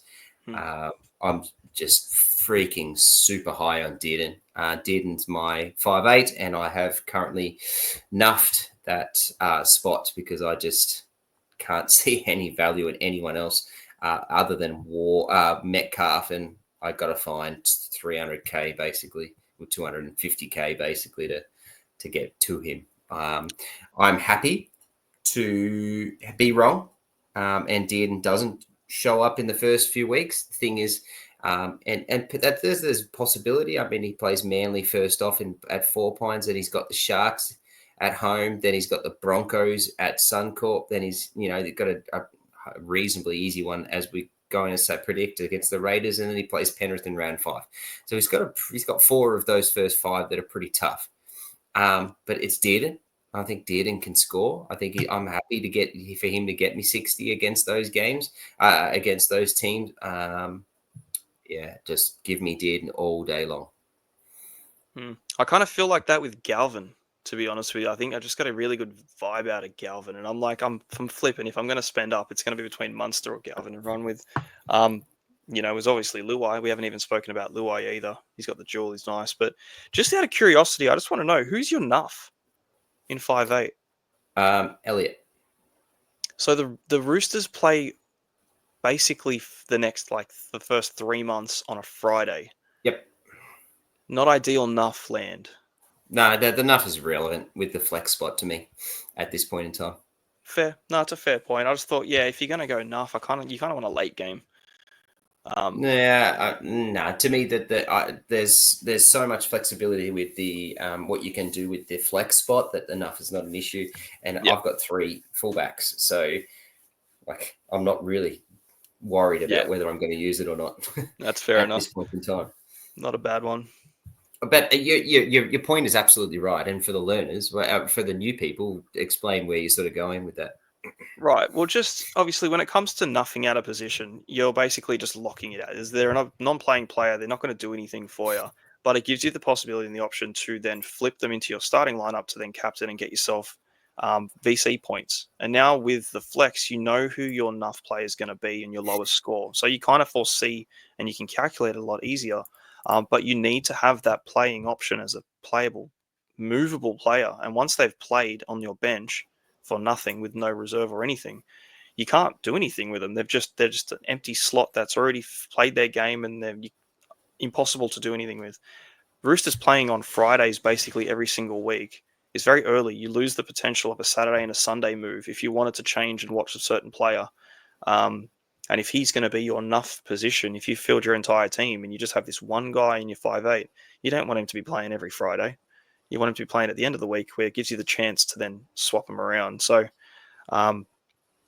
yeah, it's not probably going to happen often. I think there probably maybe only like 1 or 2 times in the whole year where you'd consider it. But yeah, it kind of just rules you out if it's not a Thursday game. You know what I mean? But overall, quite irrelevant. Cheapies in the 5'8" slot. Or is there anyone else, Joel, that we sort of didn't really touch on that you'd like to? Well, just because of the percentage, I think a quick discussion on Jerome Luai, 24% currently. My very, very first team I did for this year had him as the 5'8". I think I got to be excited. I just need to see what the Tigers have got. Again, just the Tigers, I am a bit more keen on them this year. I think he'll definitely bring something to them. I just don't want to go in on him early. I think we've got a little bit of time to watch, see how that unfolds. They do have a decent draw, I think, to start the year with. So we've got a little bit of time there. If he does sort of take off, it looks good to then still have time to jump onto him. Because, like, if, let's say, for instance, it's Metcalf that majority of us go for, and if, unfortunately, Metcalf does what Metcalf has done the last couple of seasons and gets injured at some point early-ish, it is an extra, 100 or so K to go up to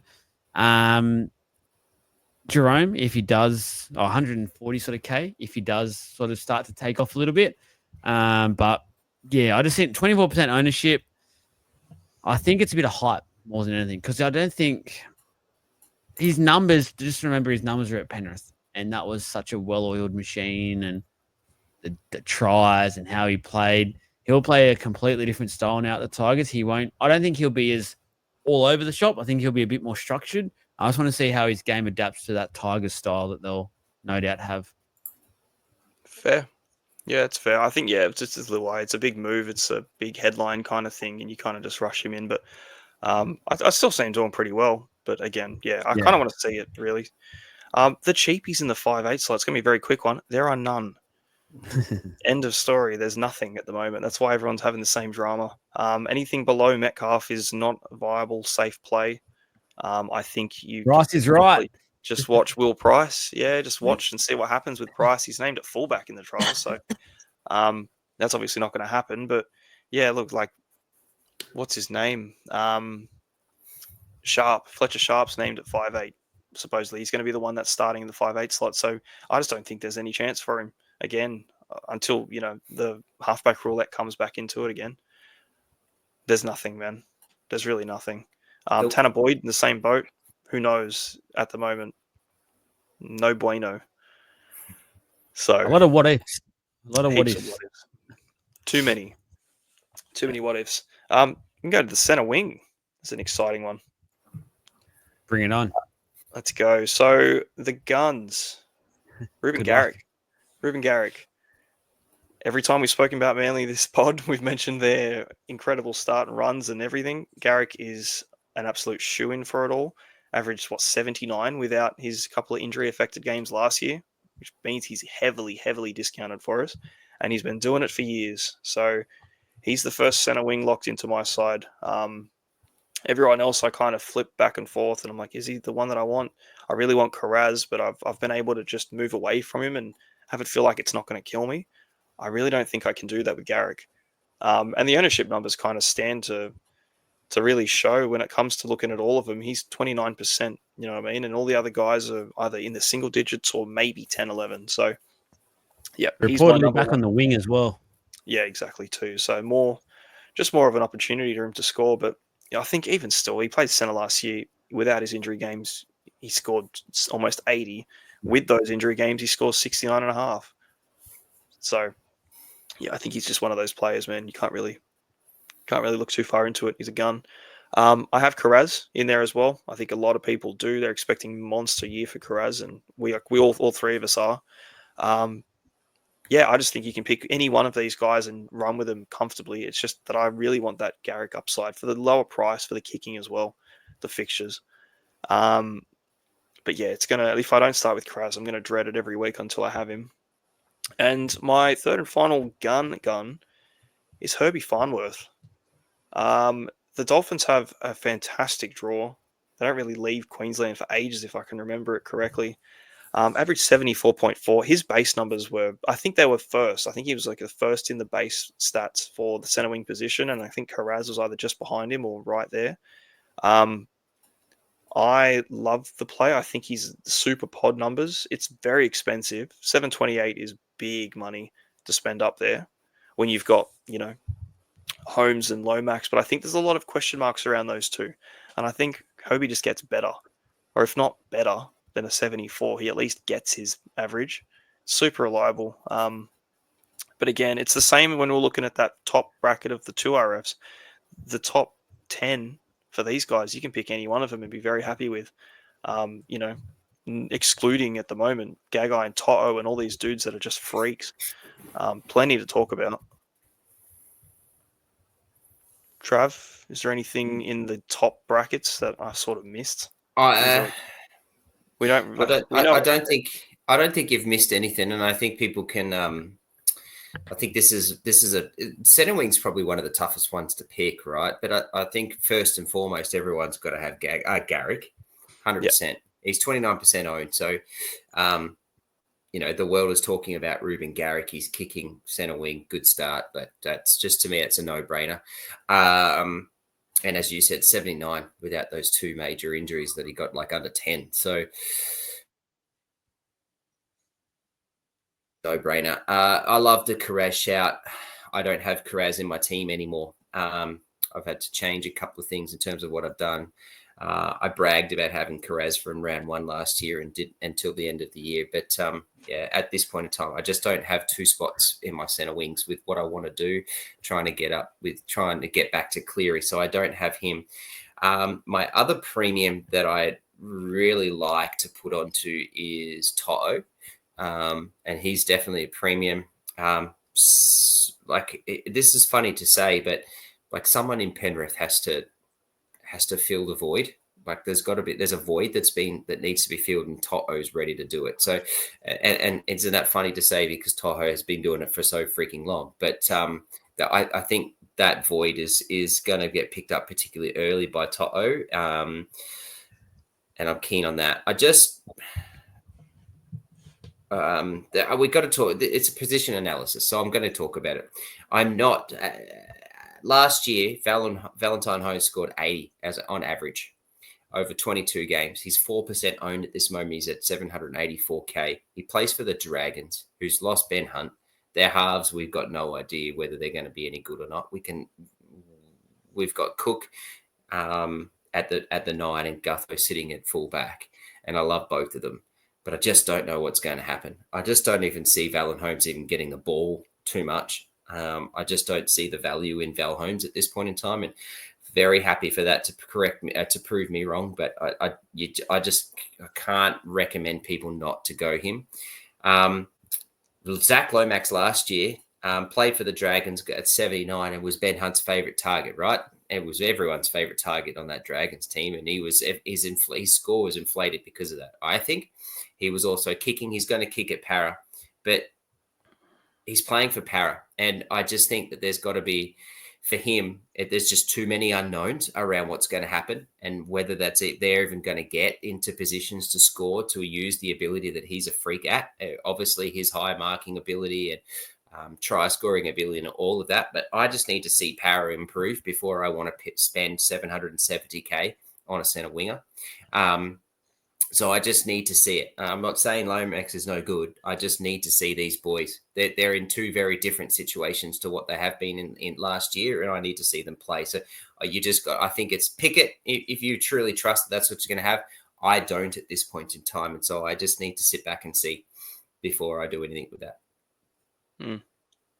Yeah. I think I'm starting to warm to Lomax, and it's very odd for me to say because I'm not huge on Parramatta players. I try to avoid them. I'm not going to pay for it. I'm potentially looking maybe draft wise at the moment, but in terms of Supercoach and that sort of thing, I know it's same para and stuff like that. This para team is a better team than the Dragons were last year. That's one thing I'll definitely say. So, I think this Moses for mine is a better kicker than Hunt, a general play kicker. So I think this combination between Moses and Lomax could quickly, and they've already established it from last year playing rep football together, and that was a big target when they played for the Blues, and they did it so well a number of times. I just think that could be a huge upside, and not going to go out there and make any outlandish statements, but again, not going to pay that much. But I can understand why it's 11% at the moment, and people are still just buying in on Lomax and saying, "Yep, all right, got the goal kicking again." Got an Eels backline that's probably the best looking backline it's been for a long time, and I think he looks happy. I don't know. That's a good thing for him because he played so well last year, angry and wanting to get out of that place at the Dragons. So whether that helps his game and he goes to that, if you can go to another level, that is ridiculous because he was very, very high last year. So I'm starting to warm to him again being center and that not impacting these Supercoach scores too much because Parramatta and Moses loves the kick that's cross field, but it's not completely to the wing. It's sort of more in slightly, and it's to that sort of edge, sort of back rower sort of spot. And I just see Lomax coming in, running that angle, AFL style, put it down. Thank you. Had his fourth try of the game. So, yeah, I can see it too, and we kind of spoke about it before. Like it was already done that combination. You saw him in the Blues side, but I'd rather him on the wing. Yeah, I'd just rather see it. Like he did that last year on the wing. Like I want to see if he can do that again in a new side in the centers, different position, and everything else. So, but yeah, obviously kicking helps. Because I think there's more tries in the Eels team than there is in the Dragons overall. But he was the tries for the Dragons, so it's all him. But yeah, and I just think to feel good about myself, I still have Kraz in my team. I've stuck with him, stuck solid. Good. Someone has to. I've got both Garrick and Kraz. So do you actually? Yeah. Damn. Yeah. Well, the current side that I have isn't the side that I'll be going because I've only got one good fullback. But on my whole center wing at the moment, I've got 4 guns, and I just did it to look good. But it's not going to happen. The mid ranges, there's a lot of them. Kind of knew there's a lot of them, but there's plenty. I'm basically talking between 4 and 500k, really. Everyone less than that's kind of in that sort of cheapie, I would call them. But Campbell Graham in the mid range. Look, we know how good he is. Unfortunately, he's gone and broken his hand, so it throws a spanner in because he was almost one of the first players that I threw in my side with the center wingers, but. I'm still not super deterred. I just want to see if he is actually back or what his return date is going to be locked in. If he's coming back for round 1, he's in my side. But if not, again, we spoke about it last week with the Rabbits. Probably wait and just wait till he's fit, realistically, because there could be complications and you could be stuck with him for long term and longer than you expected. But if he's there and he's named, the guy averages like 70 in the centers. So major unders. I've got Greg Marzio as well. Very similar price point. I think you definitely have to look at Marzio from what he did last year. I know I always talk about the past. He had a bit of a broken year. The Knights went the other way. We didn't expect it. He was the most expensive centre wing last year to start the year because he averaged the highest. They just went the other way. And I think a lot of it comes down to what does he do with Best and without Best in the side, because that's the big swing for his points. It's not what direction they score and tries on or who's fit or injured. It's mainly if he's playing with Best in his team, he averages 20 points more over the course of the season when the games that he doesn't play with Best in the side. So problem is Best has been copping hamstring injuries like 3 times a year. So those sort of things happen frequently. And if it's going to happen, like there's every chance that Best is out again this season with more niggles and that kind of stuff. And that's what's going to hurt Marzio the most, I think. But if they go back the way that they did before and, depending on how Fletcher Sharp goes, if the service is there left and then Pong keeps sweeping that way, man, I'm so keen on Margie with that price. But again, I want to see where it goes. But we know what he can do. Jack Howarth. You're both pretty much pre him on my radar, so I've got him in here as well. I really like him. Obviously, you guys kind of swayed me on that, but average 53 as a center in the games he started as a center towards the end of the year, and that means he's underpriced. Technically, it is a price point. I think they get better. Again, round 2 buy. It's center wing. You should be able to cover it quite easily, providing the cheapies kind of, show up, lock themselves into starting edge spots. But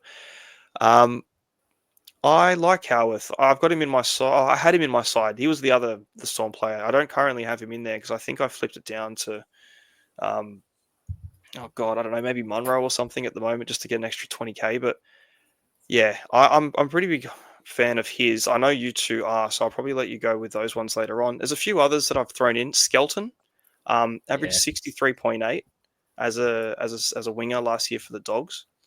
Really, really high per game ratio offloads, tackle bust compared to the others for a very similar price point. So again, the Tigers, you have to see what they do, but super keen on Skelton.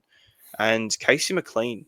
I thought I'd touch on him as well because there's a vacancy that's come up at the Panthers now.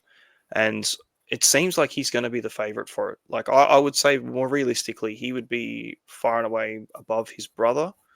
We'll see what happens with the trial games. I think Casey McLean's obviously a bit more blooded to it. Averaged 55 in 6 full games last year with a base power of about 40. So pretty good numbers. The fixtures to start for the Panthers aren't very ideal, but it's the Panthers. There are tries that get scored on that wing. I think it's Taruva's wing that he'll be looking at taking. We'll see how the team goes with that new left edge too, because obviously Luai is gone, but he always stepped infield. So there's a chance if Cleary gets a bit more range about him or Talangi is the guy that starts. I think there's just points to be made. And I think where he's priced at the moment in that mid 400, it's good. There's plenty of improvement there for a lot of these players. So look, man, loads that I haven't touched on. I'll let you guys go. Loads you haven't touched on, you're right. And it's hard because centre wing's is the toughest spot. We've got to pick 4 players plus 3 bench. And you can't have everyone. I know this is out of the middies, but I just wanted to touch on someone that I think is going to have a much better year this year, and that's Jermaine Asako. Because I think the Dolphins are going to be a lot better this year. I think there's improvement in them. He's kicking centre winger. I think he's my smoky for most tries this year in the competition. So I think he'll improve on his 63 and we'll get him back to that elite status. So Jermaine Asako is definitely on my watch list. Going to be very close to making my team, I think, based off that early draw. They play 7 games in Queensland, by the way, in the first 10. I think they play 3 in a row at Suncorp. I was just looking at it before. So Suncorp against the Rabbitohs, then they go to Newcastle, then they got the Tigers at Redcliffe, Broncos at Suncorp, Gold Coast, they go to Gold Coast, then they got the Panthers at Suncorp, they got the Storm at Suncorp, they've got to go to Canberra, then they've got the Roosters at Suncorp, and then they go to Para. So like it's 7 out of 10 that they play in Queensland. With a pretty good run. Obviously tough, but there's a couple of tough games that everyone has that. You can't play it. Not everyone's easy. So, very high on him. So I just wanted to skip back to him. Don't know if you wanted to add anything with him at all. No, I'm a big fan of his. I don't think that top try scorer shout's, outlandish either. I think he's going to be right up there for it. I just want to say, I think, is Hobie expected to play inside Asako this year? Yeah. Yes. Yeah, I think so. Yeah. We'll see how that goes for him. Yeah. But that edge is going to get hit so hard if they both are. God. Yeah, I'm keen on both. That'd be fun. The other one that I kind of thought about wanting to chat about, and it's an interesting one, and I have seen a little bit of chat about, not around much, and I got reminded about this yesterday. So as soon as I heard this yesterday from Jake, I went, I want to talk about this in our position analysis, and that's Connor Tracy as a fullback playing, who's got dual, has had a full preseason at fullback, plays for the Bulldogs, is getting better, has got gotten better and better. Averaged 60 last year for 21 matches, but wasn't really the fullback and locked into that fullback spot until sort of later in the year. I'm very keen to watch and see Connor Tracy at 587 at 4% own. He's a good shout out for a pod play. Is it really a 60 average if he scored 167 in one game? No. And then he followed it up. Well, before that game, he scored a 34, and then he followed up with a 61, a 49, an 89. I just don't know. I don't know. I really like Connor Tracy as a footballer. I think he's a great player. He can plug a hole anywhere, but I just don't. He's a plugger. He's a plugger. Yeah. It just doesn't seem like he'll get you a 50 or a 60. He'll kind of get you what he's priced at. And then there was just one game where he just goes ballistic and scores like 5 tries. There's different circumstances to that and what it is. But yeah, I think it's a good shout out and someone to certainly keep on your radars. Yeah, for a fullback in your center wing, we always try and find them when they're there. Like, that's why we looked at Hammer so much last season, because he was a fullback in center. And then speaking of fullbacks in the centers, Roger Tuivasa-Sheck. Yeah, if he gets that fullback. Well, he's going to get the wing though, and I'm happy. I'm fine. I'm pretty happy with that. And then eventually he will play fullback, and there'll be parts where he'll play fullback. So I'm very fine with that. So he's someone certainly and very much so on my radar. Yeah, RTS at 553. He's outside of that window of mid price, but I just thought I'd mention those 3. I like it. RTS is a gun. So for me, I've shock horror. I actually went away from Jack Howarth. Currently not in my team.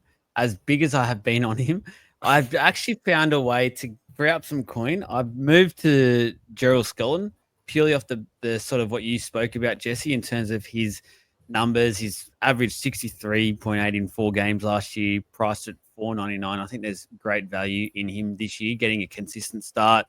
I think he's going to go to an absolute another level, even at the Tigers. I think he was kick returns, things like that. I think he has a bit more upside at the moment than Howe, so I just paid a little bit more. There is another player who has not been mentioned at all. We've never mentioned him, I don't think. He's currently at 0% ownership, so I guess it is a pod, and I probably could say this for next week, but I'm not. I'm going to go out there and give the viewers something, and a Joel's thought for a Supercoach point of view.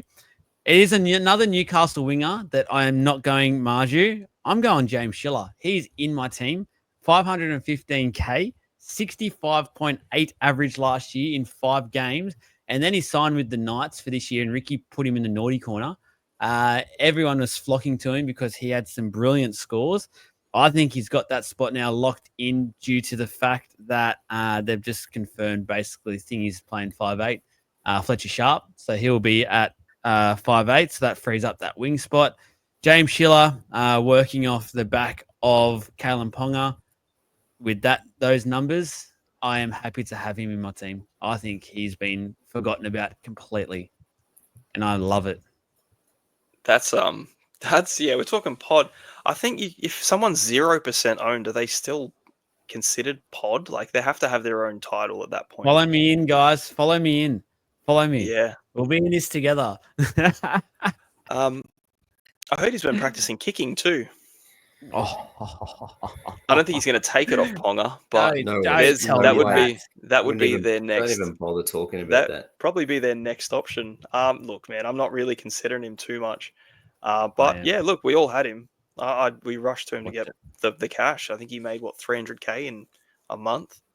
It was really valuable. And it's kind of where you just look at the cheapies and go, they'll appear when they do, and you just got to make sure you time it. So don't worry about it. Keep an eye on Sam Stone Street at the Sharks as well. As soon as that winger goes down for a period of time, he looks like value as well. Yeah, but he's already 500K. That's the problem. That's all right. Very, very surprised you boys. Maybe that's because you just have wanted to avoid the name. I'm very surprised he hasn't been mentioned. Noanga Wingatasi. I can't believe he wasn't. You boys haven't mentioned him. Didn't one of you have him as Rookie of the Year? Yeah, me. Yeah. I'm still calling that. Yeah, we played one game, so he's in there. No, look, that's the thing. Like, I could have put 4 or 5 players in this list for the mid-price categories as well. I'm sure I did actually, to be honest with you, because I remember writing it up and I must have not put it through. But either way, I said, look, he's got one game sample size of a 64. He scored a try in that game. So it's very hard to kind of work around. And it really comes down to the whole Toya. Actually, to be fair, I actually mentioned this in the next bracket when I start talking about Toya as my cheapie. So, and it kind of comes in, yeah, it's a segue into it because I will go to that one straight off the jump. That position, there's vacancies there. There's 2 of them. Both centers are gone, and there's 3 guys to choose from. And 3 doesn't go into 2, unfortunately.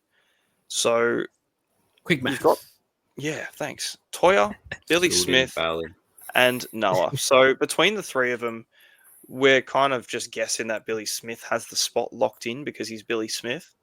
But again, we haven't really seen anything out of him so far, and I haven't really heard a lot out of it in general. So I'm not as locked in on Billy Smith getting that spot. Everyone's raving about Toya, and Mark obviously killed it in his one game last year and got himself a try, which is really good. So yeah, it just depends what happens there. If he does get that spot, and he's named in the centers this week, both of them are. If that's their center pair up, then they're probably both going to be in my side.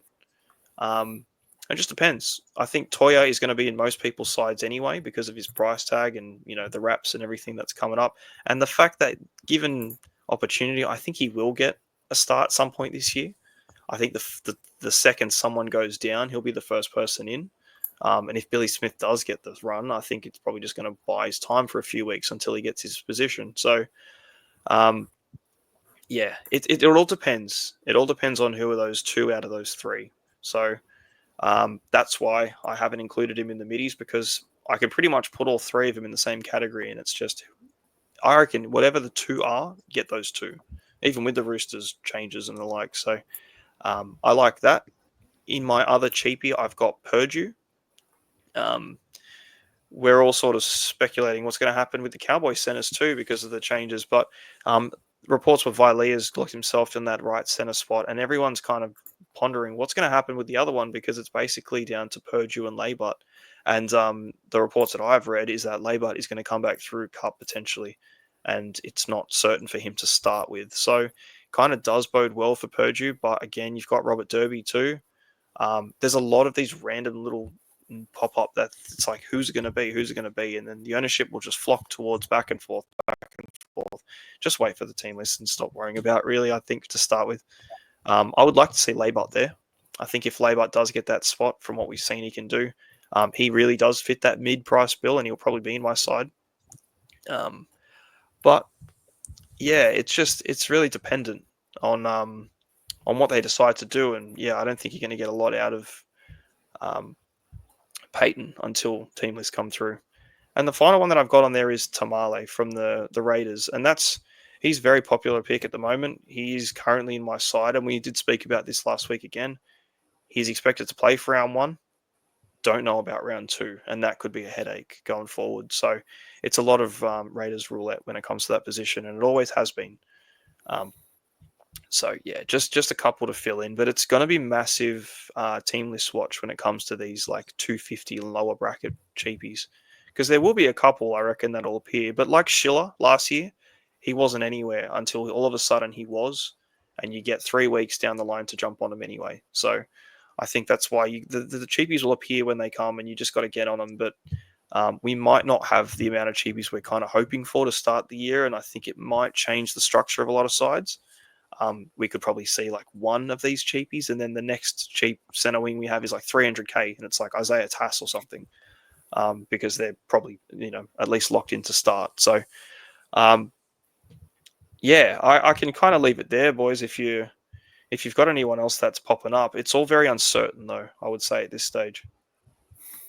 The only thing about the cheapies in center wing that to really notice is we just have to wait till TOT. There's not a lot of point talking it. Put your guys in that you think might get picked.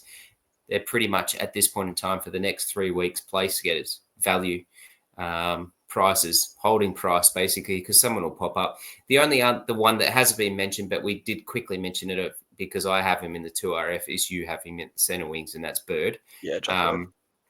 Which is a viable option too at center wing. He's 31% owned, but like I've got him in 2RF Maybe even could talk about Ty Munro. We did talk a really good depth about the Rabbitohs in the season preview last week. If you want to go listen to that, where we talked about whether he'd be a good option or Tass, and knowing about what happened with Tass and the left side and all that sort of stuff, and that he just recently signed a 3-year deal, and we know what Bennett loves that. So, yeah, but he's another one to keep a pretty close eye on. He's at 397, 15% owned. But yeah, the rest of it, it's really just like we've given a whole heap of names. I'll take that with a lot of grain of salt because a lot of these guys, it's just wait until TOT happens. Yeah, 100% agree. Anything else there, Joel? Or are we going to the big boys, the fullbacks? I'm pretty content with moving on. Just again, I'll do a word of warning. Don't get the McLean brothers mixed up, please. Yeah. Maybe you might have a chance this year with it, to be honest, because Jesse McLean looks like he's in contention, but who knows? Yeah, there's only one spot, though. There's only one spot. So exactly. Yeah. It's very easy to get that one wrong if your name's Joel. Yep. Yes. Gun fullbacks. Yeah. It was already too late by then anyway. Got Turbo as my number one. I think a Manly player's featured at the number one for a lot of these categories, haven't they? Turbo's Turbo. He'll average you 100 comfortably. It's just, yeah. I don't think there's too much to dive into too far with Tommy Turbo. Don't worry about his injuries. Don't worry about the hamstrings and stuff. Just get him. Just get him. And if something goes wrong, you just trade him. But I can assure you it's going to be good until then. Latrell Mitchell is on there as well, really high. I've got him super high on my Dally M list, to be fair, and that's why I had to throw him as high as I have in the fullback rankings. It's going to be a big year for the Rabbits, and I think him as an individual, I think anyone that gets him in there is confident, and I'm jealous because I don't have him in my side, and there's not really any way for me to fit him in there unless I change a lot of what I like. Yeah, I don't know. I don't know if it's worth changing like 3 things I like to get one thing I really like. But I'm not afraid to do it. It's just a freaking dismantle job. I think he's going to have a monster, man. I reckon he's going to be a freaking gun this year, and he'll be very high in a lot of draft picks. He'll probably be 1 or 2, if not the highest scoring fullback as well overall. So we'll see what happens there with Latrell. And I've got Ponga in the same bracket for the Guns. I think 790 is a really good price for him. Obviously, he was 100k dearer last year to start, so you get him at a bit of a discount. But we know what Ponga can do, so I'm not worried about any of that at all. I think, and the thing with the fullbacks is that like you do have just so many options. It's kind of hard to think, am I going to get it right? It's like everyone is right in their own way because they're all guns. They're all going to score you the points that they can score. Just you kind of want to just get them as early as possible. So, yeah, I think when it comes to early as possible, Turbo Ponga have the better run of fixtures. The Rabbits one was deceptively tricky, we kind of saw, but Latrell is that player who can kind of get past it all. So, yeah, I really like all 3, and it's just picking 2 out of those 3 is really hard to do. So, I've currently got Turbo Ponga as my little duo. Trav? Not sure if you can see. I can't. I don't think you're going to be able to see. Hang on. Oh, you've got all 3, don't you? Got in the flex. Oh boy, that's sad for me. Yeah. Anyways, just thought I'd say that. So you made a good mention. Yep, I agree with all of that as your premiums. BDE. Yeah. Simple as that. Look, and there's not really a lot of. To me, there's not a lot more to shout out. Like Dylan Edwards is a really good player, but Dylan Edwards had a good year last year. Cleary was out and he was kicking. Scores were a bit more inflated. He's going to have to do a lot more this year, obviously with the team and things, but I just think he is what he is. That's Dylan Edwards is probably going to regress. I don't think he's going to score that 85 as an average by the end of the year. I'm really off Drinkwater after the Duffy selection and losing that kicking. I was very, very keen to have Drinkwater in my team if he was a kicker, because obviously I think that 78 points that he averaged is elite, is really good, but the extra 10 to 12 would have been lovely. But he's not going to have that, so I'm off him at this point in time. So, yeah, I am currently maxed out with my fullbacks with Turbo Mitchell and Ponga as premiums. There is a few middies, but yeah, they're my premiums. God, it's good to have all three. Joel? Wow. Nah, I've got nothing else to add. I'm still in shock from that big BDE energy that Trav has. Massive, isn't it? It's huge, man. I'd like to see the rest of the side, but I'm actually pretty sure it's good. So that's why I'm like, what the hell? I actually have Drinky in my mid. And again, the kicking potential loss, I suppose we're all just speculating at this point. He hasn't even kicked first at all anyway. So we're just expecting him to get it and then him to lose it. Something he hasn't even got yet. I think regardless, he's still so good. Like, he's still so good. And like, we're talking as if he's not going to be worth it. He's worth every penny, even without the goal kicking. It's just that we're saying he's all of a sudden got excess of value, of upside on his current price, which is where it'll come into. But I think he can still make money on his current price. You know, he does that quite often. He'll be a 900k, and then he'll probably come down a couple of weeks later. And I remember 2 years ago, I think he settled at 1.1, and he held it for a couple of weeks. And I was like, God, this is freaking crazy. But yeah, the kicking would be nice. It's just I don't expect it anymore. Last year he started at 789. He pushed himself up to 898 in round 6 on the back of an average of 82, and then the average fluctuated, but he dropped all the way down to his lowest price was 650, and that was in round 20. He was 851 to start. Oh, my bad. Yes, he was. Yeah, I went the wrong round. Yeah, so 851 to start with.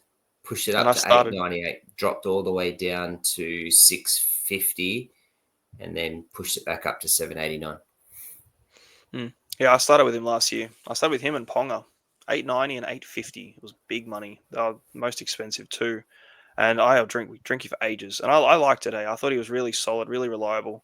Doesn't seem to ever get hurt and injured, and just can score. And doesn't play Origin. There's a lot of perks for him. And if we're talking about, Dearden getting a massive improvement, I think naturally it just has to go through Drinkwater as well. So yeah, the kicking would be nice, but without it, again, there's probably not as much upside as some of the others. The hammer is peak mid price, I would say, for a fullback. There aren't too many options, obviously, but hammer coming in at 650, 653. Really good. Obviously, we just spoke about the Dolphins draw when you just mentioned the first 10 run that they have. 7 of them are in Suncorp. So yeah, it's a good track for him. They always do well there. He's always electric at the beginning. It's just why everyone rushes to get him. Obviously, Origin stuff down the line, but that's a ways away. I think you can really capitalize early days on having him in your side and saving a bit of money. But yeah, you've got all 3 elite. You could go 2 guns and hammer if you go on the third fullback route and you wanted to fit him in there, because it's very hard to ignore those other top dogs, and you kind of want to get this guy in there, but like, where do you put him? And I think we've got the luxury now with the flex. So I really like Hammer for that reason. I don't know if I'd have him outside of a third option, because I've got 2 that I like way more. But yeah, his loss of a dual center really hurts, because, man, if he had that dual center for the run that they have at the beginning, his ownership would be freaking massive. So still 6%. It's not, it's not low. It's just the fullbacks kind of pick themselves. And I've got Pappenhausen as my last mid-priced fullback. That's 616k. He's truly, in that category. The buy again, we know what Pappenhausen can do. He's a proven elite. He's never getting the kicking back. We can pretty well stop talking about his, glory days of kicking goals and averaging 90. I just want to see him play footy, man. That's pretty much it. I really like Pap, and I just want to see out of the park just doing what he can do, just being electric and being that guy, and that mullet just flowing. And it's always nice having him in your side when you're watching those sort of games, because yeah, he's an exciting player. Like Hammer, they just have that spark about him. You really like it. So yeah, it's pretty exciting actually. Like that mid-tier bracket for the fullbacks is very viable. I remember last year we were talking about the mid-tier bracket for the fullbacks, Joel, and we considered like the 700s in that sort of mid-range. It was Teddy, Edwards, and Pappenhausen. And that was freaking, That's nuts. Yeah, that was last year. That was like Teddy, in that price, then I don't know. I don't expect any of these guys to do what Teddy did last year because they're not him. But there's definite value here, and we know the fullbacks can kind of start a little slow. I think if you want to save a bit and not lose a lot, there's a lot there. So I don't know if there's anyone else in the mid tier for fullbacks. The list kind of goes from top down. You don't really have to worry too much about it. I didn't really touch on Keeney or Walsh. Do you want to touch on either of those two boys at the moment? Just to try and avoid the Walsh headache. Yeah. There's 10% of people starting with him. The Broncos front. It's just There's fullbacks, man. There's fullbacks galore. Just go up a little bit more and get some. In the cheapies, I'll go down. So we just spoke 3 of them go down a bit, and you've got some options there. But Iongi, I've got him in the cheap bracket. Obviously, he's the peak flex player. Very, very high owned because of it, and I expect it to probably go up when teams start to shift and we realize that there aren't as many cheapies as we expected. So, unless your name's Trav and you've got 3 of the guns, Iongi is still a viable option, I would say, as a flex or as a second fullback, gun fullback in your flex. Can I ask you both a hypothetical quickly before we get into more of this? Yeah. If the flex wasn't a thing this year, what do you reckon the percentage would be for Iongi? Less than 10. Under 10. There you go. Yeah. What, 6? No, 7? it'll be well under 10. Probably. Maybe even 5. Maybe it's 5. Yeah, maybe under 5. Yeah. Because still think there'd be people going for him. You have to have 2 fullbacks. Yeah, well, it's fullback. You've got 2. Yeah. And we've spoken. 2 fullbacks. You've got probably 5, 6 of the best of the best in the league, to be fair, and they are fullbacks.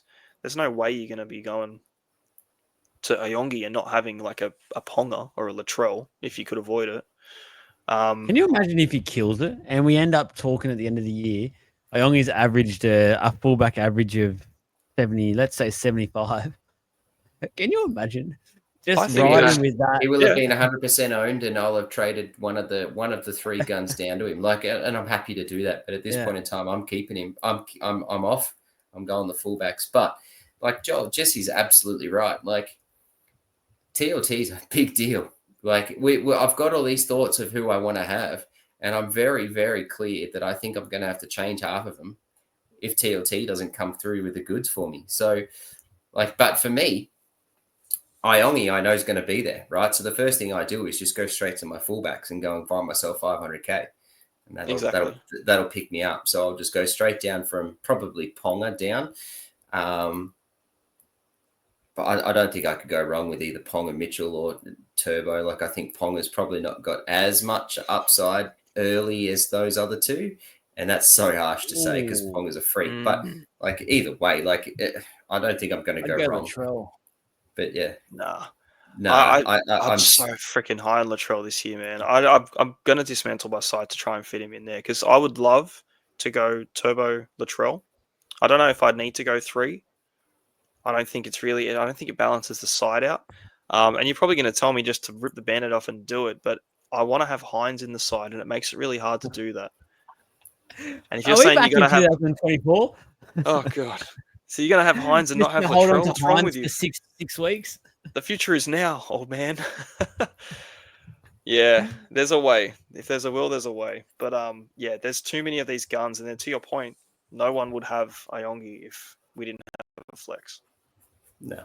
And I could see him averaging really well, honestly. Look at Keeney last year. He was the same actually almost in an identical position where it was is he going to start? Is he going to have whatever the stint will be for him? And his price was real low. And look what he did. You know what I mean? His potential was massive. There's every chance it happens. I've also thrown another one in the mix as well for the cheapy fullbacks, just with the whole Dallin wrist injury. Topiki kind of pops up a little bit. So, we kind of briefly spoke about it, but he wasn't on my radar until the Dallin injury, and I think it kind of opens the doors up for a possibility of him getting in a starting position. Not having the dual center wing anymore does hurt him. I don't really think he's a valuable flex or a second fullback, and he's in an awkward price tag. But I like him as a player, and it looks like he might potentially start. But again, it's just a watch, and for however long Dallon's out, I just don't think he can get flicked in and out of a side as many times as he has been. I think they kind of have to just work out, the formula when it comes to the Warriors team, and think, he's definitely worth a position. Like, he's got to be somewhere. So, but that's scraping for a cheap option in the fullbacks. I just don't think it's the position to do that. But yeah, that's basically it, boys. That's everything. Happy with that. Well done. Yeah. Got through it. Thank you guys for Jesse, mate. You killed it. Trav killed it. Listeners killed it. I think everyone apart from me killed it. So, man of the match effort to everyone out there. Appreciate you once again giving us a listen again. Please like, subscribe, all that jazz. You already know it by now. I don't need to keep going it and putting it down your throat. Any of the new listeners, though, please make sure you do that. It goes a long way of helping support us and supporting the page. Social media as well. I think we just cracked the 5K mark on Instagram, which is really huge for us. So that's a real credit to everyone out there that's following, helping us grow. No doubt the podcasts are helping you, and vice versa. The social media stuff's helping you come over to have a listen or watch of the podcast as well. We mentioned it, the big show last year that next week that rated really well at the end of last year. I think sort of did it midway through last year, was the pod, the ultimate potty, which will be next week, which will be really cool. Really excited for that. And we'll obviously have maybe a couple of notes from the trials from the weekend to discuss. Keep an eye on our social media. We'll do a few posts over the weekend regarding trials and any players that stick out to us from a Supercoach point of view. Go to the Legends group if you haven't already. We started it last weekend, so there is in-game threads. So basically, there's a post we do each game. We just have a live chat sort of thing. People put their points across. We put our points across as we watch. Anyone that sticks out to us from a NRL or a Supercoach point of view. Again, guys, $2.99 a month, and you get all this exclusive content. You get everything you like under there. You get 10% off all the LOI merch. Plus, you get double entries into all of our giveaways on a week-to-week basis. But that's it. Thank you. Thank you for listening. Been a huge week. We appreciate you listening. Again, if you haven't already, go check out our NRL podcast as well. Part 1 and 2 are now out for our season previews. Great shows. Altogether, I think it's about 5 hours worth of content. So if you are keen on the bloke and you love those ones, we're just behind with the 5 hours. I think they went 7 hours. So and we split it into 2. So off you go there. So thank you. Enjoy the listen. We will speak to you either during on the weekend if you're a part of the Legends, or we'll see you next week. Thank you very much, and good night, good morning, whatever it is for you. Good evening.